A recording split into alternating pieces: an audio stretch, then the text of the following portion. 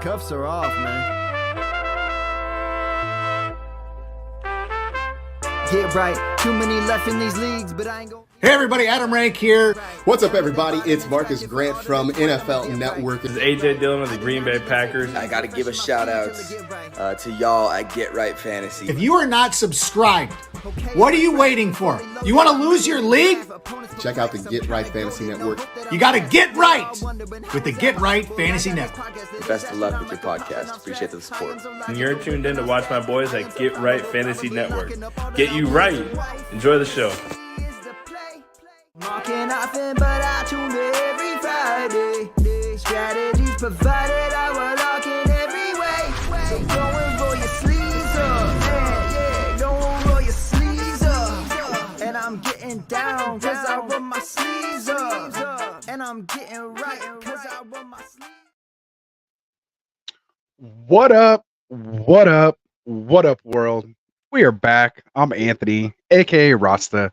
This is Get Right Fantasy Network, and I'm here with a special guest tonight for the late show tonight. We still squeezed in. Technically, it's still a Friday show for us here on the West Coast. And 9 minutes. Got 9 minutes to go. I'm here with my boy, FF Tycoon from the Fantasy Boardroom. How you doing, Tycoon? Thanks for joining me tonight, man. AKA. What's up? Yes. All the names are there. So that's awesome, man. Exactly. Love it. So yeah, man, we're here for the Start Sit show. I had my son's game tonight. He won, by the way. They're undefeated, which is great.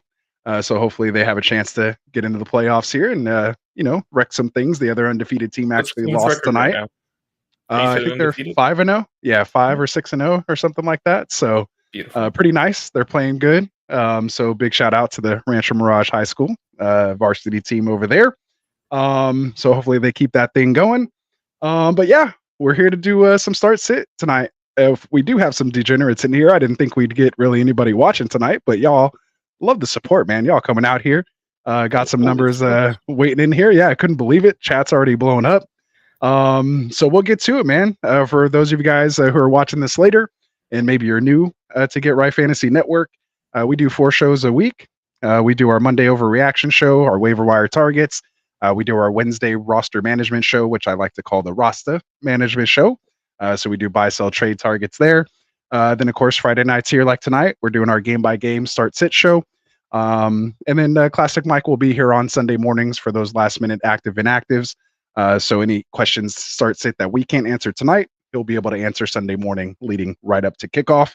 More importantly, here on the live show, we're taking your live questions. We try to get at as many questions as we can. And if you happen to, not want to listen to other people's questions because it doesn't pertain to your team and you just want to get to a specific player or game, make sure you guys go hop in the description, check out the chapters. They'll be there, hopefully by the time you're watching this tomorrow morning or even Sunday morning. So one other thing that I, of course, have to say, make sure you guys hit that subscribe button. Hit that like button if you're already subscribed because that helps us out just as much. And if you guys go check it out, man, we finally hit that 1,000 subscriber mark. We are here. We made it. I can't believe it. Congratulations, man. So well deserved. Thank you, man. It's been a journey. It's been fun. I don't know what else, to even say. Just totally humbled about it. It's just a great thing. Got all the Get Right degenerates out there, man, that have been supporting us. So I can't thank you guys, enough. So again, if you're new, hit that subscribe button for us. Help us keep growing because now we're on to 2,000. Bingo. So hopefully we can get there. First 1,000 is the hardest. It is. They always say it. So we're here. We're happy. And we'll be doing our giveaway.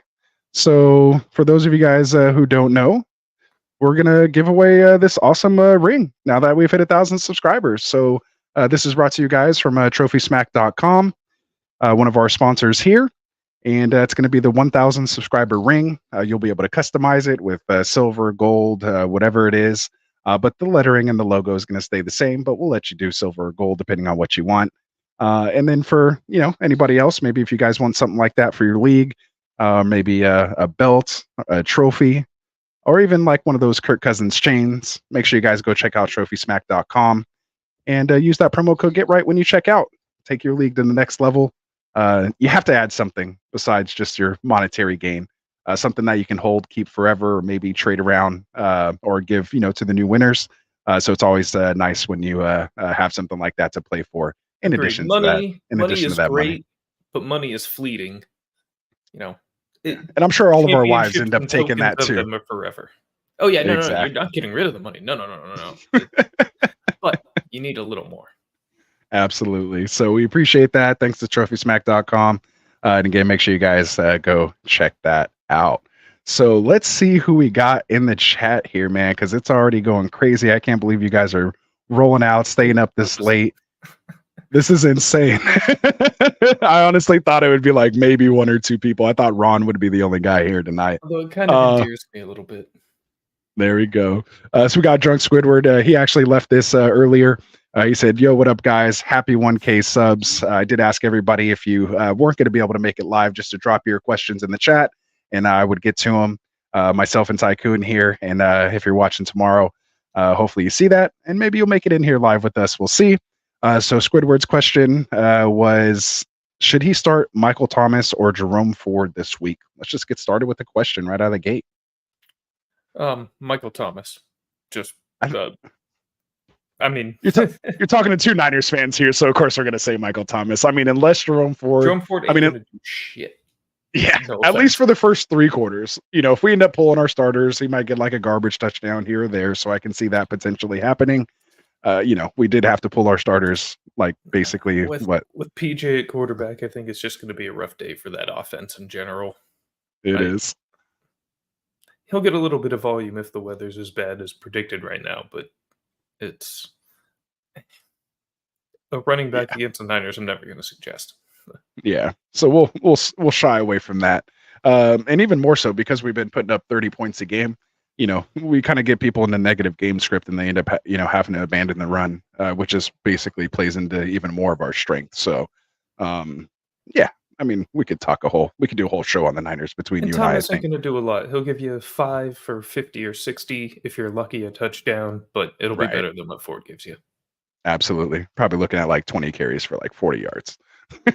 Maybe 1 catch for 3 yards, and that's about it. If it gets negative game script, I could see 3 or 4 catches, so maybe in full PPR he can give you a little something. But yeah, I'd roll out Thomas.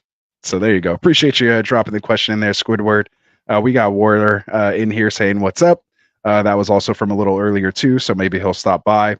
He did drop a question early in the chat too, so if you're watching tomorrow, we'll get to it here. He says, do you going to start Devonta Foreman versus the Vikings or Chuba Hubbard versus the Dolphins? And he always says this. He wants to know why. He just doesn't want a quick answer. He wants to know our thoughts behind it. So I'll turn it over to you. Exactly. It's like my math teacher from high school, man. It's I actually was thinking about this exact question today, and I'm leaning Foreman mostly due to almost guaranteed volume that he'll receive. And typically, at least over the last couple of years, when you've seen him join teams and take over kind of a starting role late in the season, he's produced. I saw a stat today that I believe he's rushed for 113 yards or more in 5 of the last 6 games when he's had more than 50% of the rushing share. So if he can get rolling, and Fields has looked good these last 2 weeks, you just got a spot. Vikings, you saw what DeAndre Swift did to them. I mean, they've actually held up well against the run outside of that, partially because the pass defense is so poor, but I think the Bears will remain largely committed to the run, and with no Roschon, no Herbert, the Foreman will be there now in full PPR in what will definitely be a negative game script for the Panthers. I do think there's a good chance to see a high reception total for Chuba, but I'd say, but the ceiling is similar, and I think you have a safer floor with Foreman, so that's where I would roll. And that's where I agree with too. You got the Vikings; they're basically giving up the 7th most points to running backs, like you said. The majority of that is because of the Swift situation. You have who are the Panthers playing? I just had it up here. Panthers, Dolphins. Yeah, and they're 15th against the run right now. Points allowed. So a little better matchup against the Vikings there as well, like you said, plus the volume. and I'd probably go Foreman as well in this situation. So there you go, Warrior. Good luck to you, man. I'm starting Foreman in a couple places, and I'm actually starting Hubbard in 1 or 2 places as well. And I so, think Hubbard's you know, a decent start. If you're in bye trouble, injury trouble, you can do a lot worse than Hubbard. yeah, and it was nice to be able to kind of pick him up here with the kind of the last minute scratch with Sanders. So hopefully you had him stashed. All right, so we'll get on to George here. We're getting a little closer to actual live time here. So maybe George is still hanging out with us here. He says, I want to add Charbonnet in case Walker gets injured. Should I drop QJ or Jameson Williams? So Quentin Johnson with the Chargers or Jameson Williams with Detroit. Who would you drop for Charbonnet, or would you even drop either of those guys for Charbonnet? I don't think I would drop either of them for Charbonnet at this point. No. I'm the same way. Unless To Walker me, gets hurt, yeah. Like to me, the number one rule in fantasy is what? You can't predict injuries, right? So trying to predict an injury is just almost near, impossible at this point. I think both Quentin and Jameson definitely have some upside that you could potentially sell off later.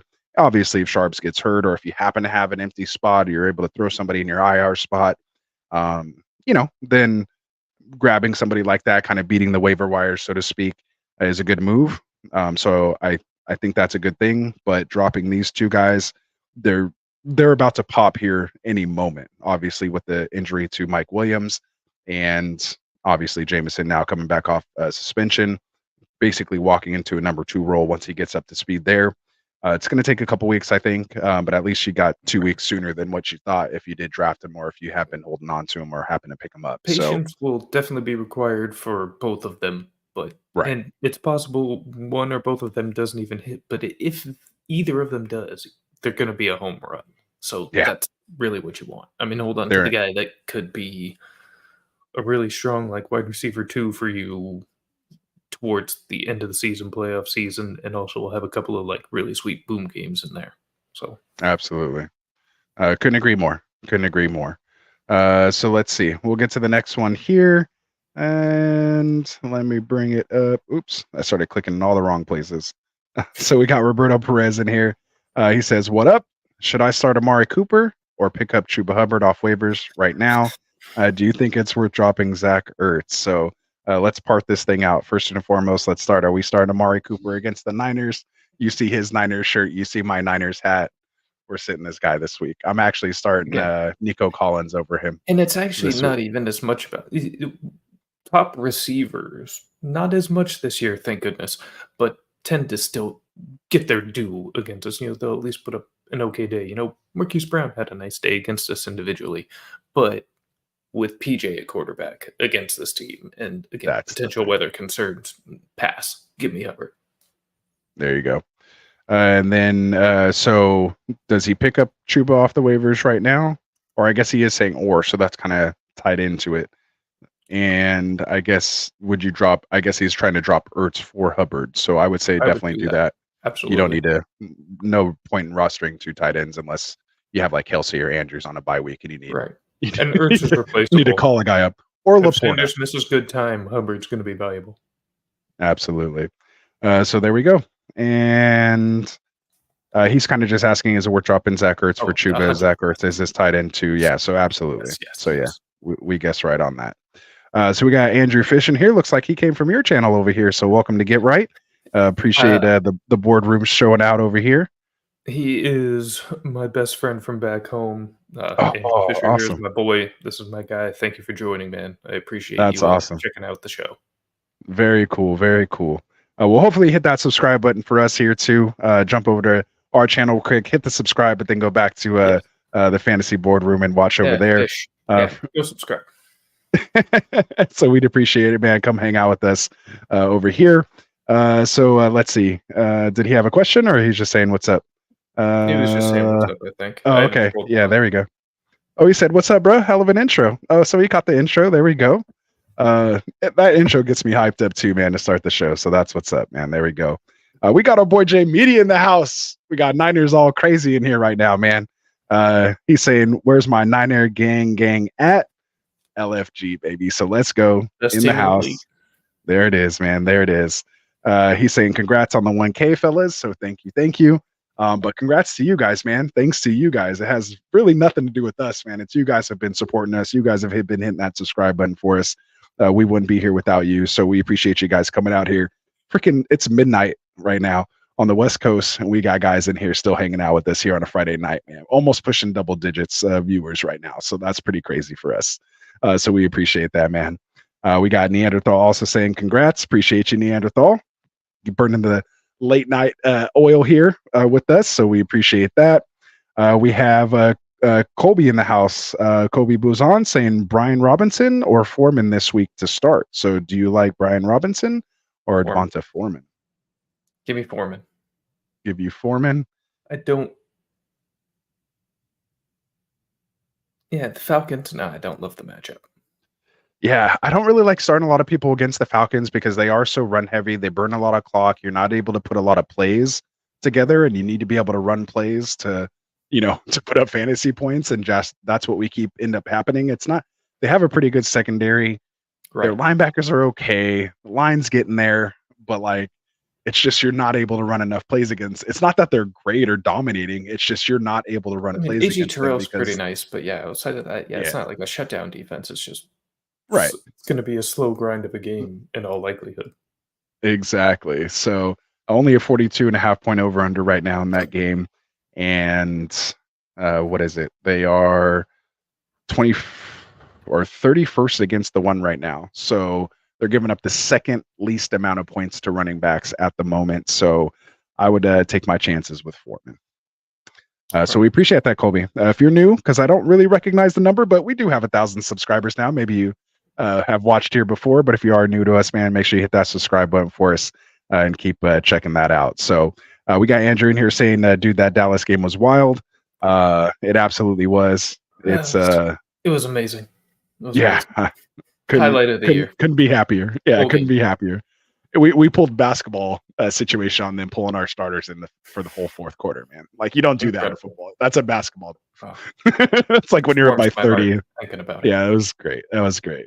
So let's see. We got Smokey the cat in the house. What's up, Smokey? How's it going, brother? He says, Rasta, what's up, everyone? Do I play Breece or Godwin at the flex? So are you taking Breece Hall here, or are you taking Godwin at the flex? Mike Evans is active. So what are we doing there? I think I'm still going to go Godwin. I don't love the Philadelphia matchup for New York in their offense. I know the Philly defense isn't what it was last year. And they just lost Elijah Vera Tucker last game on the offensive line, which was already weak. And Philly is without Jalen Carter. Yeah, I know Carter's missing, but I don't know. That's not enough. It's still a tough line. Breece has excelled in the spots he's supposed to this year, but he has struggled where the Jets have faced a really tough defensive matchup, and I think they're going to this week. Give me Godwin. The Lions, while improving, as a team. Actually, hold on one second. Their rushing defense is pretty good right now. Lions wide receivers, they are 14th most points. About mid right now, though. So give me Godwin, man. There you go. Especially against the slot, they're giving up their fantasy points 2-1 to slot receivers versus the outside. Ooh, nice. You got it broken down in slot share too. That's what's up. That's why I brought you on the show, Tycoon. That's why you need to be here. I was talking about. I'm not going to give him a free plug, but that's there you go. Absolutely, that's what's up. See, between the two of us, we're gonna have you guys covered here tonight, man. So Eagles are 30, basically third against the run. Only two other teams you can run on less, I guess you would say, in there. So I'll take Godwin in that one as well. So appreciate that, Smokey. There we go. And Warrior saying he is still here. We got a bunch of degenerates in here, man. That's what's up. He's saying thanks, guys. So there we go. Smokey has another question. He says, would you rather stash DeMarcado or Tank Bigsby? Connor did go on IR, correct? Yes, he will miss at least 4 games. DeMarcado. Yeah, if you're looking for someone that you can potentially play now, I mean, you're just handcuffing.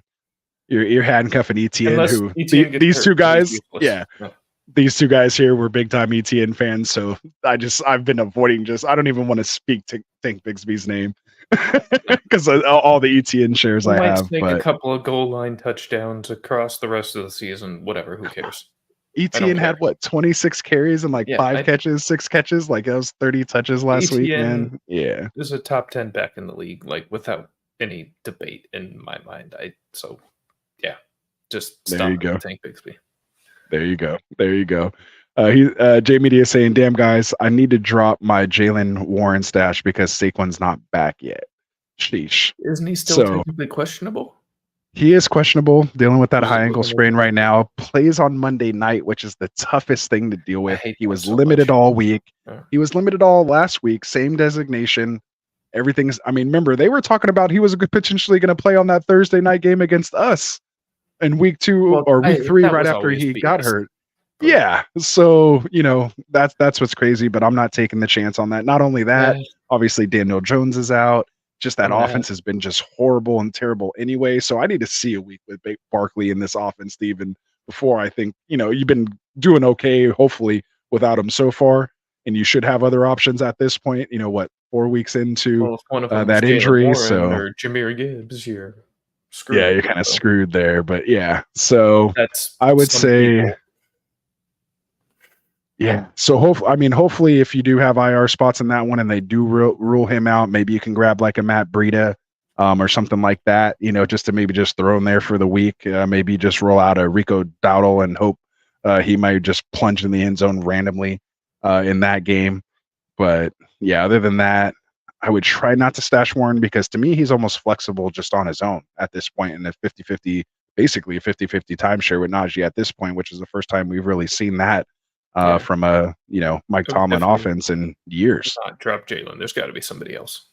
Yeah, has to be some. If you're holding 2 tight ends or 2 quarterbacks, like drop one of those guys before you drop a Warren. So there you go. So Andrew saying got you blood.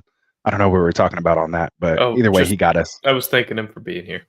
Oh, okay. There we go. Oh, for the support and all that stuff. Okay, there we go. Yeah, absolutely. Or maybe even hit the subscribe button for us. We'll see. Hopefully. So we got TH in the house asking Chuba Hubbard or Rachaad White half PPR. He's been debating this. So tough matchup there for Rachaad this week. Yeah, I'm probably leaning Hubbard this week. At least in PPR, I am. If it's standard, then probably still White. But if it's PPR, I'm definitely going Hubbard this week. I agree with that. Rachaad, going up against this Lions defense, they've given up the least amount of fantasy points to running backs, at least in half PPR. At this point, I would take my chances elsewhere if you can. PPR, so yeah, in half PPR. Oh, it is half PPR. Perfect. Yeah. See, it's nice when my stats match with what they're asking too. So yes, there you Chuba. go. There you go. So I'm with Chuba as well. So good luck, TH. We're with you there. Like I said, I'm starting a couple leagues there with Hubbard. So I'll either be rejoicing with you or cussing myself out too. So he says, I'm starting off bad this week. Again, I played Jet, Mac, Duda, Achan, and Aaron Jones on a bye. He has the Khalil Herbert and Roshan debacle. So he said he ended up playing Mahomes, but he only scored him 18.3 points. So don't get too down on that, man. There was people that, scored those 49 points with DJ Moore, thought they were, if you're going against them. And several people we had, come back last week said they beat DJ Moore. Going against Mahomes and he only scored 18.3 points. Be just grateful, honestly. That's good. Yeah. And he was like, that's like his floor. Like, we're going to get into that here in a second. But in my opinion, that was like a scrimmage for them. They were just playing with the Broncos. It was ridiculous that they actually did that to an goofy NFL lateral team. from Kelsey to Watson, I think it was. Flea Flicker tight end to tight end. Like they're just literally going out there. I bet you they just let them create the plays, the first game script on that. So we're just going to try a bunch of stuff. We'll get to that here shortly. But we have Tingley in the house saying, "Hey, potential trade, Mandrews and Arthur Juan for Kelsey. Would you take it?" The Andrews AJ Brown side, it's not close for me. The Andrews AJB side for me by so much. As much it is great as Kelsey is, like Andrews is tight end too. Like not currently in the rankings right now, I don't believe, but like I still believe the like rest in of stats, I'd rather have Andrews as the only person, or Kelsey's the only person I'd rather have than Andrews, but not at the price of AJB for the upgrade. That's Correct. insane to me. Absolutely. It's like whenever you have a chance to guilt Kelsey, it's like, oh, it's exciting. Obviously, you see what he just did. But I'm with you there, Tycoon. It's not the difference of AJ Brown. Did? Like, oh my God, what exactly. Like, holy yeah, exactly. So God, if it was like Andrews and like, let's say maybe someone like Ridley, would you do it then? No. Okay. It would have to be a wide receiver 3 or something to go for that upgrade for me. Okay. I don't think that big of a difference rest of year. What about Nico? I would do it for Nico. Yeah, I would include Nico with it. What would he have to add to the Kelsey side to make you do that? So if he countered, like what type of receiver would you need to have that downgrade? Obviously, from AJ Brown to who? Would you go Ridley then, like Kelsey and Ridley for I don't think Mandrews Ridley would and be AJ enough Brown? for me there. No, Okay. I'm not the biggest Ridley believer there. I probably need like Amon-Ra? like an Ayuk or somebody at least. Okay, Yeah, Amon-Ra would work. That's probably more than the other party would do. But DK give me Metcalf? Brandon Ayuk, something like that. DK I would do probably. Yeah. Amari Cooper? Cooper. Not this week, but just not rest of the right. season. Yeah. I don't know. It's weird with Watson all of a sudden. So I don't know. Like if that situation is giving me some strange vibes right now. Maybe like Kelsey and D-Hop. Would you take that for D-Hop? No. Andrews? And okay. No. All right. I'm trying to find that line. Give you some ideas there, Tingley, if you can get a counter in there. Probably, yeah. Maybe Amon-Ra if you could somehow get it, but I think the line for me would be Brandon Ayuk. Okay. There you go. So hopefully that helped you out there, Tingley. Yeah, keep Andrews and Arthur Juan. We're big fans over here. And yeah, not enough there. So we got Neanderthal asking Flowers or D-Hop. They're playing each other in a standard league, so non-PPR. Flowers or D-Hop. Who's going to score the touchdown? Flowers redemption. Okay. They got the London game this week. And also Titans are a pass funnel defense, so right. That's part of it too. And is Simmons out or is he active? I usually don't look too much on the defensive stuff when I include it on my notes, but I'm ashamed to say I do not know. All right. Sorry to put you on the Mike spot does a great job with the alerts, but I don't recall that one. Yeah, I couldn't remember either. So that's what happened when Mike's off on Friday. See, classic. We don't know what the injuries are going on when you're taking a day off for your anniversary, man. Make sure you guys wish classic. Automated. Dang. No, that's all manual. We do that all manual. So that's what you get. And I'm glad you said that too, because if you guys haven't already, make sure you guys go join our private Sleeper thread, man. It's kind of like our Discord, but it's on the Sleeper app. If you guys are already playing on Sleeper, just scroll up to the top. You'll see this link here. I think I might have even pinned it. So make sure you guys come join. It's free. You can post screenshots of your team. Yeah, if you use Sleeper, do it. We're in there all the time. You got myself, Tycoon. All of us degenerates are in there, man. We'll answer your start sit questions. We'll answer your trade questions anytime that we're not live. So that's a great little way to have direct access to us when we're not live to get your questions answered. So there we go. See, that was a perfect time to plug that. Let's see, where was I at now? I lost where I was at. Warrior Loft. There we go. Dell. Perfect. This one, right? So someone dropped Tank Dell. He's a must pickup, right? He has the Cowboys defense, Ravens defense, Justice Hill, and Logan Thomas. He also has Hawkinson, it looks like. Who would you drop? Definitely defense.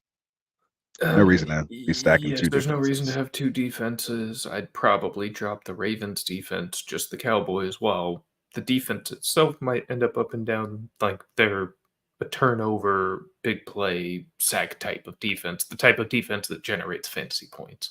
So right. So I would just drop the Ravens defense, as good as they are. Yeah, even if it might be a tough start this week, of course, against this Chargers offense, which I think might be a crazy game. Obviously, a little revenge game there for Kellen Moore. Can't wait for this game to see this one pop off. But yeah, I would just roll with them anyway. Maybe you can get a pick or pick 6 or something like that, just to hopefully save your day. But even if you get like 2 or 3 points, I'm sure Michael will get a sack or two there. And for that word hopefully about it, just I'd hold be through. okay with dropping Logan Thomas too. You don't need 2 tight ends either, especially if you have Hawkinson. So Absolutely. Yeah. If you feel like, starting that Ravens defense this week, but I do like Thomas's matchup this week too. Oh yeah, no, Thomas is good. It's just not necessary on the roster. That's all. Yeah, and Hawk's gonna ball out with the JJ injury too. Like he's probably gonna be the most trusted target there. I wouldn't be surprised to see. Oh, go to the most recent comment, Tingley, before we go in chronological. Okay, yeah, no, I got you. Kelsey owner. I know it's really hard to trade away Kelsey. I would take Andrews and Brown. Yeah, personally. for sure. Yeah, Andrews and more. Yeah, you're gonna AJ Brown with that too, to pair with your already probably wide receiver one that you hopefully have there. I can't imagine you have more startable receivers that are better than AJ right now. So because you took Kelsey there, so yeah, you're basically trading your first round pick for like a first and a third, which is a great deal. What an incredible offer for Kelsey. Nobody ever offers anything like that. Nice. Oh, wow. Yeah, that's pretty good. He's serious about getting Kelsey. Yeah, AJ Brown is currently wide receiver 8. Yes. So and considering the wide receiver ones on IR, Chase barely just had his first like top 12, weekly finish. Cooper Kupp's been on IR for 4 weeks. Like he's basically really like the de facto almost, Tyreek Hill basically is the one, and then like who's after that? AJ Brown basically is almost there next. So and Puka Nacua, of course, actually tied into in points per game. So I was wrong about him not being early. So yeah, he already is. He's only 2.6 points per game behind Kelsey, and you get to add a legitimate wide receiver one. Like, yeah. Where's Laporta? Oh, because Kelsey just had his blow up game right now. That's probably why he just fell behind. Yeah, Laporta's 3 at 14.4. So.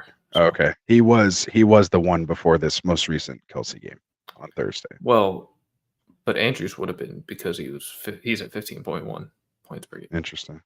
In overall, yes, Laporta would be. I'm just I think like total points. Oh, points per total game. Points. Laporta's still 2. Andrews is 5 because he missed a game. Got it.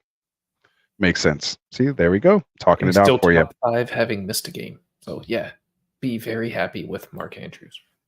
Absolutely. So there you go, Tingley. Get her done. It sucks to trade away Kelsey. It's hard to hit that accept button on that, but you're not losing too much of a downgrade, and you're getting basically like a free AJ Brown. Like that's outrageous. I would take that. It'd be hard, but I would do it. 1K LFG. So there we go. Warloft is saying Hill's on his bench. He has Pollard, Mostert, and Jeff Wilson. Did I miss a question there? Oh, that was part of his other question up here. So still, Ravens. Yeah. Defense or Thomas. Try to, maybe you could package Thomas up with like Justice Hill and get something just to open up that roster spot. I don't mind doing things like that either. Yeah. It doesn't have to be a big time trade, just someone decent. So Drunk Squidward says, you trading all the Broncos, wide receiver Judy and Sutton? Or are you trading all the Broncos wide receivers, Judy and Sutton and Mims? If you can, I guess. I don't think anybody is going to want them. Yeah, who's buying? You're selling pennies on the dollar at this point. So good luck, I guess. I mean, yeah, if you can get anything good at all, sure. But it's not going to happen. Right. I agree. So let's see. Next one we have here. If you had to drop one, who'd it be? Roshan, Sharbs, Najee, or DeMarcado? My gut reaction was Najee, and that's just crazy to think about over these guys. No, it's absolutely but you can't. Najee, yeah, you can't. But that was my gut. I'm just saying that was my initial gut. Like, Najee's the one. For now, honestly, probably Charbonnet. I mean, just it could also be DeMarcado. I mean, if you're playing more of the long game, if you don't need to start any of these guys over the next couple of weeks, I would actually say DeMarcado's the guy to drop. But right, yeah, because Connor's Najee or Roshan. Right, Connor's coming back, and that's his job. Whereas Roshan has an opportunity to take Herbert's job during this 4-week absence. Even this Sunday, it could be more Keontae Ingram than DeMarcado. I think DeMarcado will get the more run this week just because he played well last week, and that's kind of a homecoming for him. He's from Inglewood. They're playing until 5. There you go. Kind of hot hand approach kind of thing we'll probably hear. So we'll see how that goes. But over even the time that Connor's on IR, I don't think it's assured that he plays significantly more than this upcoming Sunday. Yeah, especially with Ingram being active, like you said, practice in full today, and that's the guy the organization has actually made an investment in. So, right. So there we go. He says, I'm definitely thinking about it because I have Puka and Devonta Smith. So yeah, you need AJ Brown. So you get need that to do done. that immediately. Yeah, Absolutely. no brainer now. Absolutely. So there you go. That's what happens when you spend your first round pick on Kelsey, and then to be able to still get Andrews and AJ Brown after that. That's great. Way to go. Yeah, that's good. Good job. Good job. So Smoking the Cat's in here saying, is Muth droppable? He had to pick up Conklin. Shout out to Conklin, baby. Started him last week. Decent. Starting him again this week in several spots. Decent. He says he had to pick up Conklin, and he was decent last week with 11 points. So are you dropping Muth if you have Conklin, or you think Muth will come back and be decent here after the bye? Or I don't know if I'm necessarily favor him over Conklin for sure rest of the year, but I do think Muth is now just one of those guys you try to stream. Basically, he's just a streaming tight end. He's not a consistent top 12 starter, in my opinion. Yeah. So not only that, you also have Deontay Johnson coming back in week 7, most likely, based on what he's saying. So, he didn't really break out during these 5 weeks that Deontay's been gone. So, yeah, I would say he's droppable. Like, I don't think anybody's going to go crazy, run out and get him unless they're starting like Gianno Smith or something. I'd probably drop Gian, but I don't know. Gianno's been producing more than you, so that's weird too. All right, so we'll move on. Hopefully that helped you there, Smokey. We got Will Hayes asking Jalen Waddle or Devonta Smith in PPR. Who you start this week? Oh, it's Waddle, no doubt. Panthers instead of the Jets. Come on. Yeah, but Sauce Gardner might be out. I mean, does that change your? Not really. Just and isn't in there for Waddle? Okay. Yeah, I guess it's more about Waddle getting the Panthers than. Yeah, and A-Chain's not going to just go crazy, since he's not there, or H-N, however you're saying it nowadays. Right. So they probably won't just lean on the run there. So maybe it could be a nice squeaky wheel game for Waddle and get him a little involved here. Yeah. So yeah, I think I'd roll out Jalen Waddle there, but they're really close. And all right against wide receiver 1, so maybe I think this is more Waddle week than a Tyreek week. Okay, so there we go. Jamie D is saying Brock Purdy deserves this week off. No days off, and no days off. We're trying to win a ship over here, Jamie D. Brock Purdy he hasn't earned anything yet. No, he deserves anything he wants, but he wouldn't want a day off. That's not. Yeah, he wants to play. Is wired. He doesn't do that shit.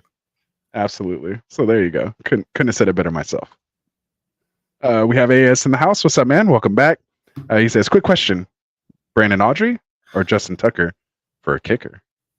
We got a kicker question. I love when we get a kicker question because I have no idea. Classic Mike is the kicker question. I thought I knew kickers really well, but at the risk of sounding like just a complete NFL ignoramus, who the hell is Brandon Audrey? Isn't he the rookie kicker? I'm looking it up right now, but I thought he was the actually I don't even know either. Yeah. I want to say, do you even have kickers in here? Oh, it's Aubrey. He's the Cowboys kicker. Ooh. It's actually not a bad question. It might be Aubrey. Like, obviously, he's Tucker's, the number one kicker in reality, but like. Yeah, he's literally been sitting on the wire actually in one of my leagues that we still have kickers. Someone dropped him I don't know when they dropped him, but no one went and picked him up. I thought that was kind of crazy. And in this London game, I think it's going to be a high scoring. Yeah, so Aubrey. Yeah, I agree with Perry W. There we go. And what's up, Perry? So Brandon Aubrey, huh? And so he's had 9 points, 18 points, 11, 12, and 6 against the Niners. We'll throw that one out of there. So that's pretty decent. Tucker, I know he missed a couple the last time, but he's sitting at 5, 10, 6, 4, and 4. Yeah. And they haven't really been moving the ball. So he's saying for rest of the season. So honestly, probably Aubrey. And I never, especially when it comes to kickers, like there is no rest of season for me. Like you're just taking it week by week. So I would say There's definitely only you a want handful that are Aubrey just in there. you keep and set and forget. And yeah. Tucker used to be one of those, but yeah, not this year so far. So I would I'd roll it with Aubrey and make it happen. So there we go. All right, so Perry's asking, decided to wait. I'm stacked at wide receiver, but I was showing or trying to trade Stevenson, Puka for Mixon. He needs an RB2, and Stevenson is so in the wing. So I agree with the back part there. I might have been trying. So I was trying to trade autocorrect. Yeah, I think he was trying to move. Stevenson and Puka trying to trade Mixon. I don't know that Mixon is enough of it. Worth Puka. Yeah, not worth I'd rather just have no. Puka. So, I mean, I get that Stevenson's annoying. I do think it'll improve for him. He himself is just a talented enough player that it should be better than it is, but also the New England is such a mess that I don't know how much better. So yeah, I mean, if you have an opportunity to, upgrade from Stevenson, certainly do it, but I don't think Mixon should be the target. Yeah. And he has a decent rushing schedule coming up here. He gets Las Vegas this week, then faces Buffalo. They're a little tough, but they lost Matt Milano. That's going to be big. Miami's, kind of mid as far as against the run. Washington's defense kind of falling apart. Yeah, not giving up him and Puka for Mixon though. No. Yeah, I don't think so. I'd write it out or just try to package that for someone else besides Mixon. So yeah.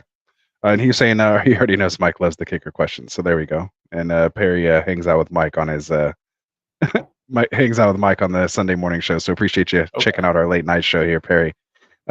He said he was gonna he's like, that got butchered. So we figured it out. We figured it out there. Threw me for a loop there for just a second, but we got it. But we got a Gorilla Kid in the house tonight. What's up, man? Hopefully you're subscribed here to the channel. We're trying to get past this 1,000 mark and keep it rolling. So hopefully you can help us out here if you're not already subscribed. He says pick one and a one wide receiver and a flex. So Garrett Wilson, Lockett, or Flowers. So let's start with the wide receiver first.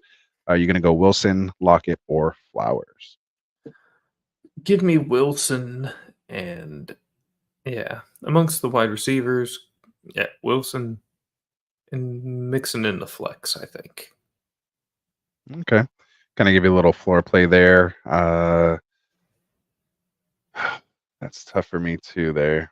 I think I was thinking maybe Lockett, but Bengals are, 22nd in fantasy points for wide receivers.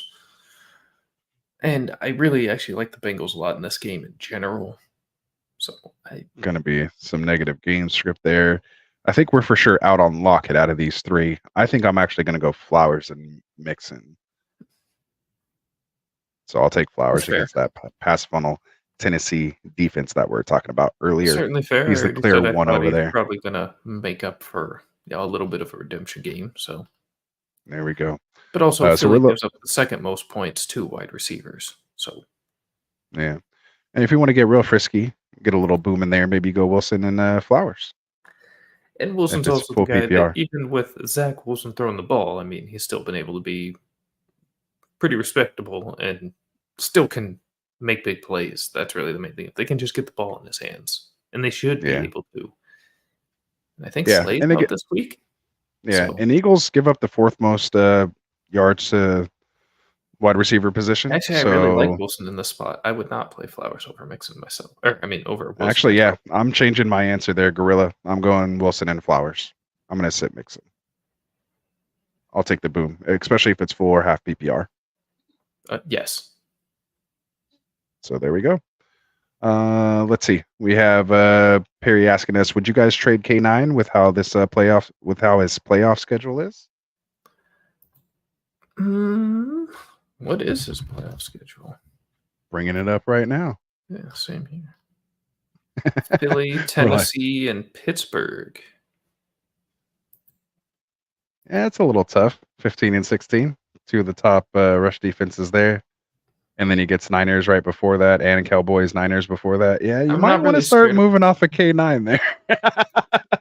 He gets I Niners. Also think he's kind of a little bit touchdown dependent, not totally, but I mean, also Pete loves to run the ball. I mean, he's going to score his touchdown. So it's. And K9's a home run hitter, man. Like he's like that's what he's known for. Like that's the potential rookie of the year. No. But that's his thing. Seattle's going to be able to hang though with Philly. I mean, he's a guy. Yeah, if I can upgrade from, I would definitely try to. But he's not a guy being aggressive about trying to get rid of because of his playoff schedule. No. Yeah, I'd wait maybe until after the Arizona game. Then you could probably sell him at his peak. Yes. Heading into week 8 against the Browns, because then that's when it kind of gets tough. You get Browns, Ravens, Commanders, Rams. 2 games are good out of there, Commanders and Rams. He'll probably be okay, but then you just get a gauntlet. Niners, Cowboys, Niners, Eagles, Titans. That's like 5 weeks where he's barely like startable. So I appreciate you for bringing that to my attention. Might have to move Walker here in a couple leagues as well. So appreciate that, Perry. See, contributing to the show here. So let's see. We got George asking Tua or Fields this week. Good question. Tua or Fields? Damn, that's hard. Because man, so this is what it is. Like he has a good ceiling, right? Like we know he can just go off with his weapons that he has. And we've already said we're starting Waddle this week. Like we feel like that's going to be a good play. I know you said maybe it might be a down Tyreek week. But right now, he's basically the wide receiver 1. Fields can literally be the QB1 or like the QB 28. Like, just depends on what you're looking for. I think 2 is the more safer play if you really need some boom out of that position, which I don't think you really need to take that much risk there. Then you can go Fields, but I need to see Fields do it maybe for 1 or 2 more games. Like, I don't know if he's had 2 nice games. Like this is why we drafted Fields, 6th, 7th overall. It's another nice matchup these last too, 2 weeks. So and that's what they both have nice matchups. Yeah, they're both in okay. But I think I'm still probably going to lean towards the safety of Tua. I think so too. If it ain't broke, don't fix it. Yeah. I think I'm going to go Tua there. Yeah, I think I'm going to go Tua there. A little safer, and you still have the ceiling. You're not giving up the floor and still have a similar ceiling. So there we go. Gorilla saying he has a Niners kicker. Go Moody. Good. I don't think he hasn't missed a field goal yet, right? Moody's killing it. We've got him in Scott Fishbowl, and he has been tremendous. I'm very happy with him. Very, very nice. Very nice. Wait. So I think he re-asked this question, but he also said, do you think Tank Bigsby's worth the stash? Not really, no. I mean, if you have like an empty spot, you kind of just want to like a long take a plunge on a handcuff, yeah. In Dynasty, yes, but in Redraft, not really. Yeah. So he was saying that he has a Niners kicker. He's reliable, but they're calling for bad weather. Do you still think he's still straight? Yeah, I do. He's good enough to start? Him. Yeah, he kicked at Michigan. I mean, half the year it's not good weather up there either. Makes sense. I think he's all right. Makes sense. Yeah. I mean, for me, I usually just stream my kickers anyway, so I don't really. I usually always try to find guys in domes. One of those set it and forget it guys right now, honestly. Yeah, absolutely. The way the Niners offense is playing, scoring all the time. Like he's making kicks. Yeah, and he's usually getting at least 2-3 field goals a game. So yeah, you like that. A couple field goals. A lot of things I did. I mean, a lot of things I did. I don't know if you play this, but like on Yahoo, that's like I don't really play in any leagues that have kickers on sleeper right now. Just my old school Yahoo home leagues. We made that change this year to kind of like Scott Fishbowl did, where you get the yards for the kick. Yeah, every league I'm in with kickers is like that. Yeah, change that now. I really like that. It's great. I like that setting a lot better. And I especially love it in Scott Fishbowl because you get the full 33 for the extra points. For the extra points. Yeah, that's crazy. Yeah, that make like kickers are like 4th round picks. So now. So you always they're more valuable than wide receiver 2s. Well, you tend to always target kickers and good offenses in general, right? Just because you know they're going to be in scoring range. Right. But you kind of target those ones that have terrible red zone production because you want them kicking the field goals and not scoring the touchdowns. For the 40 and 50 yarders.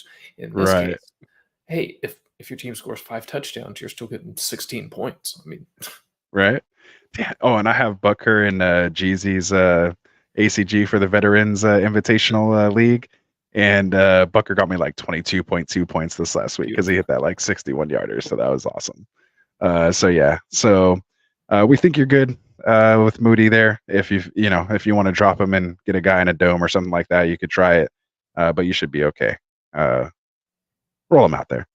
He's done you good so far. Even if he puts up a dud week, so to speak, that's all right. You should be all right. You shouldn't. Your win or loss shouldn't totally make on the kicker difference. So hopefully you got some other places there where you can do it. Oh, he has an update for us here. So he says he streams kickers too, but 49ers have been getting touchdowns, but not the 3-point field goals. And I asked because they say it's going to be windy in Cleveland and it's bad. So yeah. Who do you have? Who else is out there? Yeah, let me know who else is out there. And then we'll see if maybe some of those other options would be good enough. So we finally got to the current chats. We got the people hanging out with us here, got the questions answered. So we'll kind of go through here and do our quick start sits here for the game. Before we get into that, though, let's just do a quick recap. We don't have to get too much into it of this Thursday night game here. So let's see. Oops, I forgot to change it. Let me pull that off here. So it's not start sit, it's recap. See? Start recap. Travis Kelce and Rashee Rice. Yeah, exactly. Right tip. At this point. There's the tip. All right, so let's try it again. And again, we'll have those chapters in there for you guys. But we got a Thursday night recap, man. Broncos at Chiefs. You got Broncos 8, Chiefs 19. I'll turn it over to you since you're the guest here. What are your kind of takeaways from this game here? Not much, honestly. It was a really ugly game.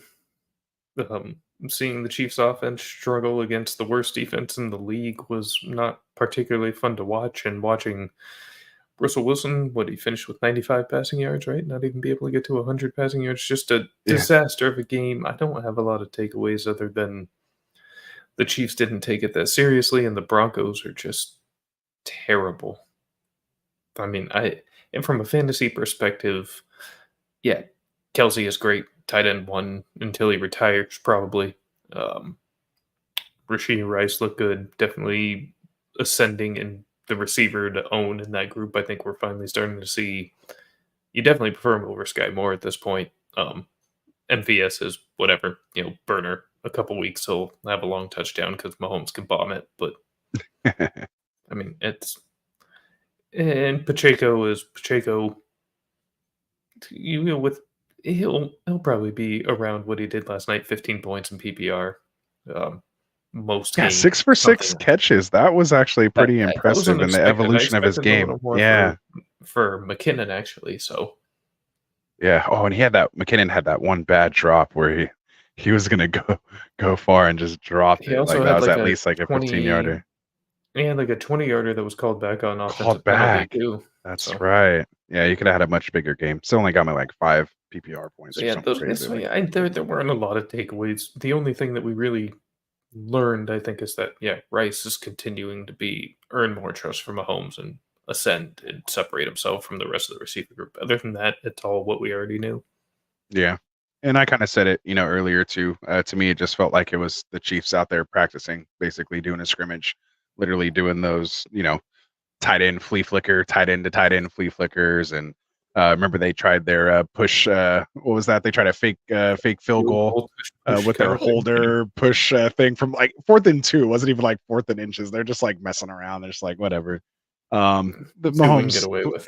Yeah, that Mahomes interception was pretty bad. I couldn't believe he threw it, but their defense was like, we got you guys. Don't worry about it. And that was the crazy thing is like, they look terrible and did all this, but Mahomes still, like he said, we had Jay Media saying he only got me 18.3 points because he still threw for 300 yards. Everyone's like, we got to worry about these Chiefs wide receivers. No one's doing anything and they're all garbage or whatever, but like he still threw for 300. And Kelce only had I was going to say he only had 124 yards to Kelce, so those other yards had to go somewhere else. But yeah, that 4 for 4 for 72 yards to Rashee Rice is nice. Obviously, it would have been nice to see him in the end zone, but being a taller, one of the tallest receivers on that team, I think MVS is technically an inch taller than him, based on the their stats, so to speak. But we've seen Rice get several end zone looks in the preseason, and I think he scored 1 or 2 touchdowns so far this year. So like you said, as he continues to gain the trust, especially down there in the red zone, he could be poised for a breakout here in the second half, similar to possibly a Amon-Ra, Christian Watson, OBJ type guys. So definitely should be on your roster if he's not already. Make sure he's there. We'll definitely be talking about that on the waiver wire show. We'll see on Monday. As far as on the Broncos side, they're trading everyone. Looks like they're getting ready to kind of just blow it up. I'd be, They do need to.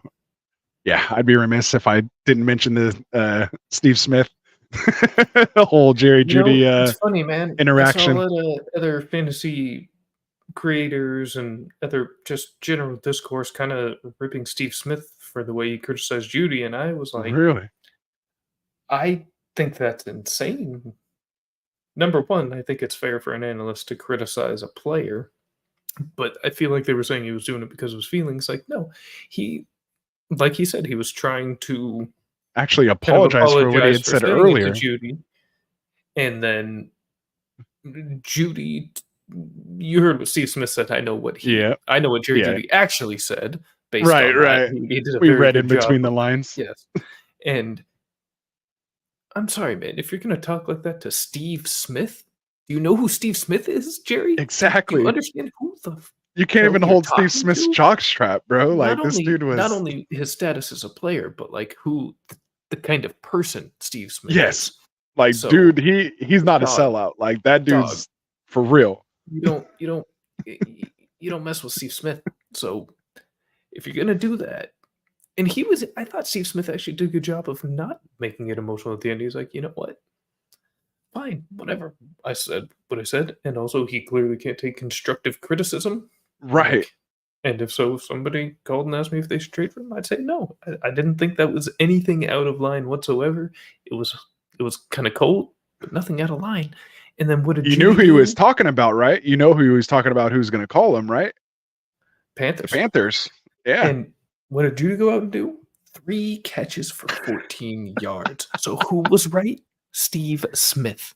And what's crazier is like that. I think it was like what, a 12-yard catch. Like before, remember he had like one nice little 12-yard catch where he caught it, kind of got that first down. One of his if it wasn't even for that throw, if it wasn't for that throw, he would have had even less than that. I was like, 2 catches for 1 yard before that. It was something like that, right? Yeah, because it was like 12 or 13-yard catch, a 3-yard loss, I believe. So, oh man, oh yeah, because they tried to run that little screen, yeah. Oh, especially after that whole interaction there too. So it couldn't have happened any worse than that. So totally tanked his trade value there. He's toast. Toasted. And that sucks because I have him in a couple places in Dynasty, and I was like, oh man, I'm just happy the last guy. When we heard the news about him potentially getting traded, I put a couple offers out for him. So I'm kind of glad a couple other guys didn't accept my offer there. So seriously. We'll see how that goes. All right. So enough on the Broncos Chiefs there. Like I said, the best part about that was the Steve Smith pregame there. So let's see. Got a couple more fellas here in the chat. We have Gorilla saying he's 3-2. His opponent's in 5-0. And so he's trying to catch him slipping. So that's why he's trying to really get ahead of that whole kicker situation there. So does that change your opinion there? 3-2 going up against 5-0? Would you rather get a guy that's maybe in a dome or something like that? He says his kickers are the Miami kicker, the Rams kicker, the Texans kicker. Really, Carlson's out there? Yeah, I would actually go pick up Carlson instead. I was going to say, sure. We got hit on that for sure. Yeah, so there you go. 1 or 2 last week, but Carlson is honestly as good as a fantasy kicker gets most years. I would be very happy with Carlson. Yeah, and then you got Rams playing at home. Come on, whatever. In a dome, going up against the Cardinals. That might not be a bad play either. So, if you have a spot that's open, maybe take your chance on one of those guys there. So let's see. We got Neanderthal still sticking it out with us here late, man. Appreciate you. He's saying he has Logan Thomas and Cole Kmet, but he's already starting DJ Moore. Would you start 2 Bears with Fields still unpredictable? Probably not. And I like the matchup for Thomas. If Thomas had a worse matchup, I would roll with it because I think really the offense is Fields, DJ, Kmet. So, and Thomas is in a good spot. It's going to be tough for the receivers for the Commanders this week against Atlanta. So Logan would be the way I'd go with this week.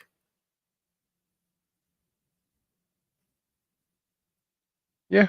And Falcons are giving up the third most points to the tight end position right now. Yeah. So, That's where you have to I think up because top receivers get shut down by AJ Terrell. So, right. And Cole Kmet, Cole Kmet was kind of dealing with that calf injury all through practice this week too. Said it kind of flared up during the game. Kind of felt it a little more on Wednesday. Kind of limited. Looks like he is, saying he is going to play this week, but that could potentially flare up at any time. So I wouldn't mind going with the guy who's just coming off like a, crazy game on that Thursday night, and Logan Thomas. So, we know Bieniemy's throwing to his tight end. He's trying to use Logan Thomas, thinking he's Kelsey. I mean, that's what's killing Dotson right now. So, I'd probably roll out DJ Moore and Logan Thomas there. Yeah, you're definitely rolling out DJ. Absolutely. All right. Let's see. Will says Dallas, Detroit, Atlanta, LA Rams, or Minnesota. I'm assuming he's talking defenses here. So Dallas against Chargers, Detroit against Tampa. You have Atlanta. We were just talking about Washington. that. Versus Washington. And Rams, we were just talking about as well. Against the Cardinals, and then Minnesota against, where were they at? The Bears. Probably Dallas or the Rams. And I would say, yeah, they're all kind of the same there. Like my gut's telling me maybe Detroit. Ugh.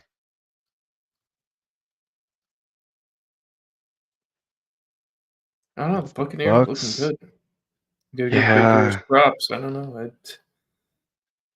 Yeah. This is a really tough one. Definitely not that the is Vikings. Tough. That's for yeah. sure. So I think we can eliminate the Vikings, and I almost want to eliminate Atlanta as well too. Yeah, Atlanta's not really in consideration here. Dallas, it's tough. Dallas just has tough matchup. The Chargers things. Turnovers happen against them. Dallas creates turnovers. They're going to be coming out strong after the ass whooping we just put on them. I really do think that. Chargers. Yeah, no, Chargers. I think Michael Parsons is going to be out for a statement game. Yeah, I don't know, man. They've still been talking about us too long. And I even kind of mentioned that when I did my guest appearance on Tuesday at the Fantasy Fanline show. I was just like, why is it still Wednesday? At the time it was Tuesday, but I've seen stuff even as still Thursday, and they're still talking about George Kittle's shirt and blah blah blah. Like you and I were talking about, like we're already turning the page onto the Browns, but all week they just still kept talking. Like it was all last week talking about Niners Cowboys, and then all this week up until like Thursday Friday they're still talking Niners Cowboys. Like Bruce was last a while, I guess. I don't know. You know what I mean? Like it was crazy. So. That's why I thought it was going to be a potential trap game for us, but now that Deshaun Watson's out, I don't think that's going to happen. So on this one, what's your final answer on this one, or if you had to rank, at least the three that we're kind of thinking about here? I think final answer, I'm taking my shot with the Rams. All right, and I'm taking my shot with Detroit. Do we both have Dallas second? Yes. And then I have Rams third, and then do you have Detroit third? I would have Detroit third, yeah. So we're kind of just a little Atlanta split fourth, there. Minnesota fifth, but who cares about fourth and fifth? Right. So there you go. So there we go. Even answer the defensive questions here. Here we go. Hey, so I'm still in leagues with defenses, so gotta have them. And I'm just like, I'll just throw someone in there. At least, but full disclosure, up until this week, my last 2 weeks streaming my defenses haven't been great. Both of them got me negative points. I forgot who it was that got me negative points the first week. I tried to forget about it. Last week, I picked up the Commanders everywhere going up against the Bears. Got me -1 points there. Literally would have been better off just starting nobody. And then this week, I streamed Kansas City in several places, and that turned out very well. Streaming is harder than it's having a set it and forget it kind of thing. Yeah, that's why, like, saying your very standard league, like a 15-round draft with a kicker and a defense, I generally go defense around 13 instead of waiting until 14 to try and get like a top 5-ish. yeah, I try to take my kicker and defense in 13 and 14, and then I'll just kind of grab that last like stash player guy, right there. That's a good one. Yeah. Too. I had some people taking like the Niners D in like the 7th round in a couple of my home drafts. I was like, what? Crazy. Good pick, but still. I couldn't be mad at it. I loved it. There's a lot of respect, but I was like, really? So, but I could maybe sneak them in the 12th or 11th or something. I would have maybe took them there, but yeah, maybe. I'm too much of a sucker for value though. I was still taking like potential starters in the 11th and 12th. Anyway, yeah, it's the right move. Exactly. We got Warriors still hanging out with us, man. Still late. He's in here saying, what do you guys think of Tank Dell rest of the season? Dealing with a concussion right now, progressing through the protocol, but has missed the last 2 weeks. Where you kind of stand here quickly? I like him. I think it's going to be a lot of alternating weeks between him and Nico. Once Tank Dell is back. In general, I prefer Nico. I mean, Tank Dell's probably a wide receiver for rest of the season. So a guy, good depth piece to have, fill in bye weeks injuries, but probably not a guy you're going to roll out most weeks. Yeah, I'd pretty much agree with what you're saying there. So we want to elaborate on that. He's saying, he said there's still news about Niners Cowboys. They're big rivals. He said he grew up in CA, loving both the Niners and Cowboys. They're both competitive organizations. How do you like both teams like that? It's like liking the Niners and the Raiders. Like, it's just, you can't do that. But I guess he fell for the America's team kind of thing. Interestingly enough, I had this weird little affection when I was younger for the Pittsburgh Steelers, watching them, NFL on NBC, like back in the day, like with my antenna TV, just because they were kind of always playing there and you'd see the terrible towels. I thought that was kind of cool. Cordell Stewart and the bus and all that. Like, it was just, it was fun. Mine was the Jaguars when they came into the league. I just like I thought the Jaguars were a cool logo. Being a that's different, Sharks fan, I love the teal, color palette that they had. Right. Mark Brunell wore number 8, was left-handed, just like Steve Young at the time, who was. There you go. I mean, it was. I love the Jaguars, so I always have a soft spot for them. There you go. It's just one of those things though, like in football, like again, once I kind of got older, like in other sports, like in basketball, like I don't really have a team because San Francisco doesn't really have a basketball team. I know you're a Warriors fan. I'm a Lakers fan. In San Francisco. Now they do. And that's where not when started. I was born. Yeah. I mean, I know they've been open for a long time, but they started in San Francisco and came back. Yeah. But my whole thing was when I started following it, they were in Oakland, and I couldn't like an Oakland team being a Niners fan. I just couldn't do Oakland Raiders. But I know. But you know what I'm saying. Hurts me so much. I know it hurts you, and we've had this discussion off air before. But I'm obviously big time Jordan fan. My son's name's Anthony Jordan. Like that was just my team. Like it's just how it was. And then I went to Shaq. My second favorite team for that reason too. So right. So anyway, so I guess I get it like in other sports, but yeah, I can't do it in football, man. Like there's just too much like pride, I guess, that, and it's a violent like sport. Like to me, I can't like two teams. More like tribal. it's just that's what I mean. Yeah, it's just the whole loyalty thing. So anyway, so there we go. He said he liked him because of the players. Not gonna lie. I mean, Emmitt Smith, Michael Irvin, I could see how you guys could fall for that, at least around our genre. I don't know how old you guys are I know if you're from in here, but yeah. No, Emmitt was cool. Oh, I like that. he literally said Emmitt, Michael Irvin. There we go. Yeah, come on. And Jerry Rice too. Yeah, the thing that hurt me the most, man, was seeing Rice in a freaking Raiders jersey. That just killed me, man. Killed me. I never hated the Raiders the way you do. I don't know. I think it was because my dad was a Raiders fan, so it was always just like this rivalry in the house, It wasn't like brutal, but it was just like I just had to kind of play the part, But I mean, for people of our age, the Niners have just always been better than the Raiders. It's never been like a real rivalry. They've always just been like a little brother. Like they're just there. Right. It's kind of like the Lakers and Clippers, Yeah, just like they don't even care. Rivals, but they don't really matter.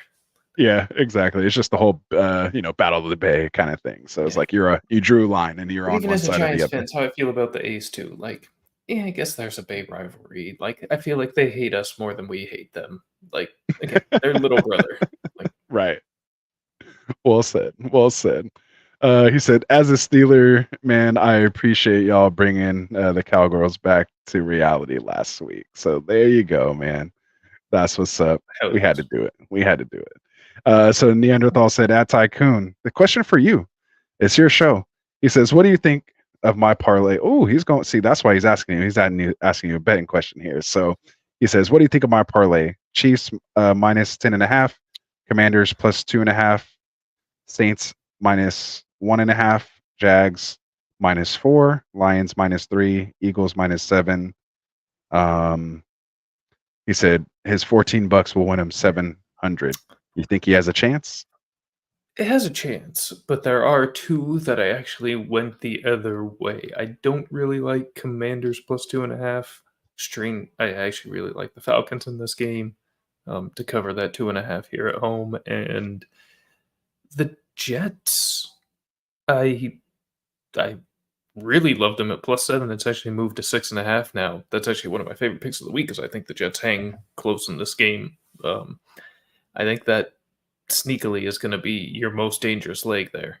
I do, obviously the Chiefs already hit. I like the Saints, I like the Jags, I like the Lions, but I think Eagles and Commanders are the two that might give you trouble. Yeah, and it's sitting at 6.5 now, so I don't know if he got that extra half point or you got it at 7. That really stings because that's only a push. Well, it doesn't sting because you'll still collect the rest of it. It just won't give you the full 700. Okay. See, that's more your realm. I can't answer that. So good question. Yeah, no, if you push on a parlay like that, well, some books will cancel the whole thing. Most do not in 2023 anymore. So it'll just be a slightly less payout because that leg won't count. That's all. Okay. It's almost like you just had one less parlay on there, so to speak. All right. Exactly. Good stuff. All right. So we're kind of caught up in the chat. If you guys got anything else, make sure you drop it in there. We'll get to it. Otherwise, let's try to bang out some of these game previews here, and we'll get to our start sits. So let me get back up here, and let's bring it up here. So, oh yeah, and just so you guys know too, in case you were wondering, we have 2 teams on a bye this week, Green Bay and Pittsburgh, just to make sure I threw that up there. But let's go ahead and get to our first game here. We're going to break down. Thankfully, not 2 overly significant fantasy teams. Yeah, not too bad. Not too bad. So by NATO next week, though, 6 teams on a bye. So make sure you guys kind of get out ahead of that. That's going to be brutal. So make sure if you haven't looked ahead yet, look ahead now while you still have time. Make sure you guys go get those guys, get them stashed, kind of have an idea of who you're going to get. Maybe you can make some early pickups here if you have some open bench spots. And just kind of plan out that next week. Interestingly, I went through and looked at mine, and several of the teams, I guess, guys that I was kind of targeting, I'm not really too affected by it. There's a couple teams I have, like both my quarterbacks in a super flex league, both on a week 7 bye, which is kind of brutal. But other than that, yeah, that kind of sucks. But other than that, actually, that one's not going to hurt me too much. But they got another big one coming up. I think week 13 or something like that is another pretty big one. So we'll see. Anyway.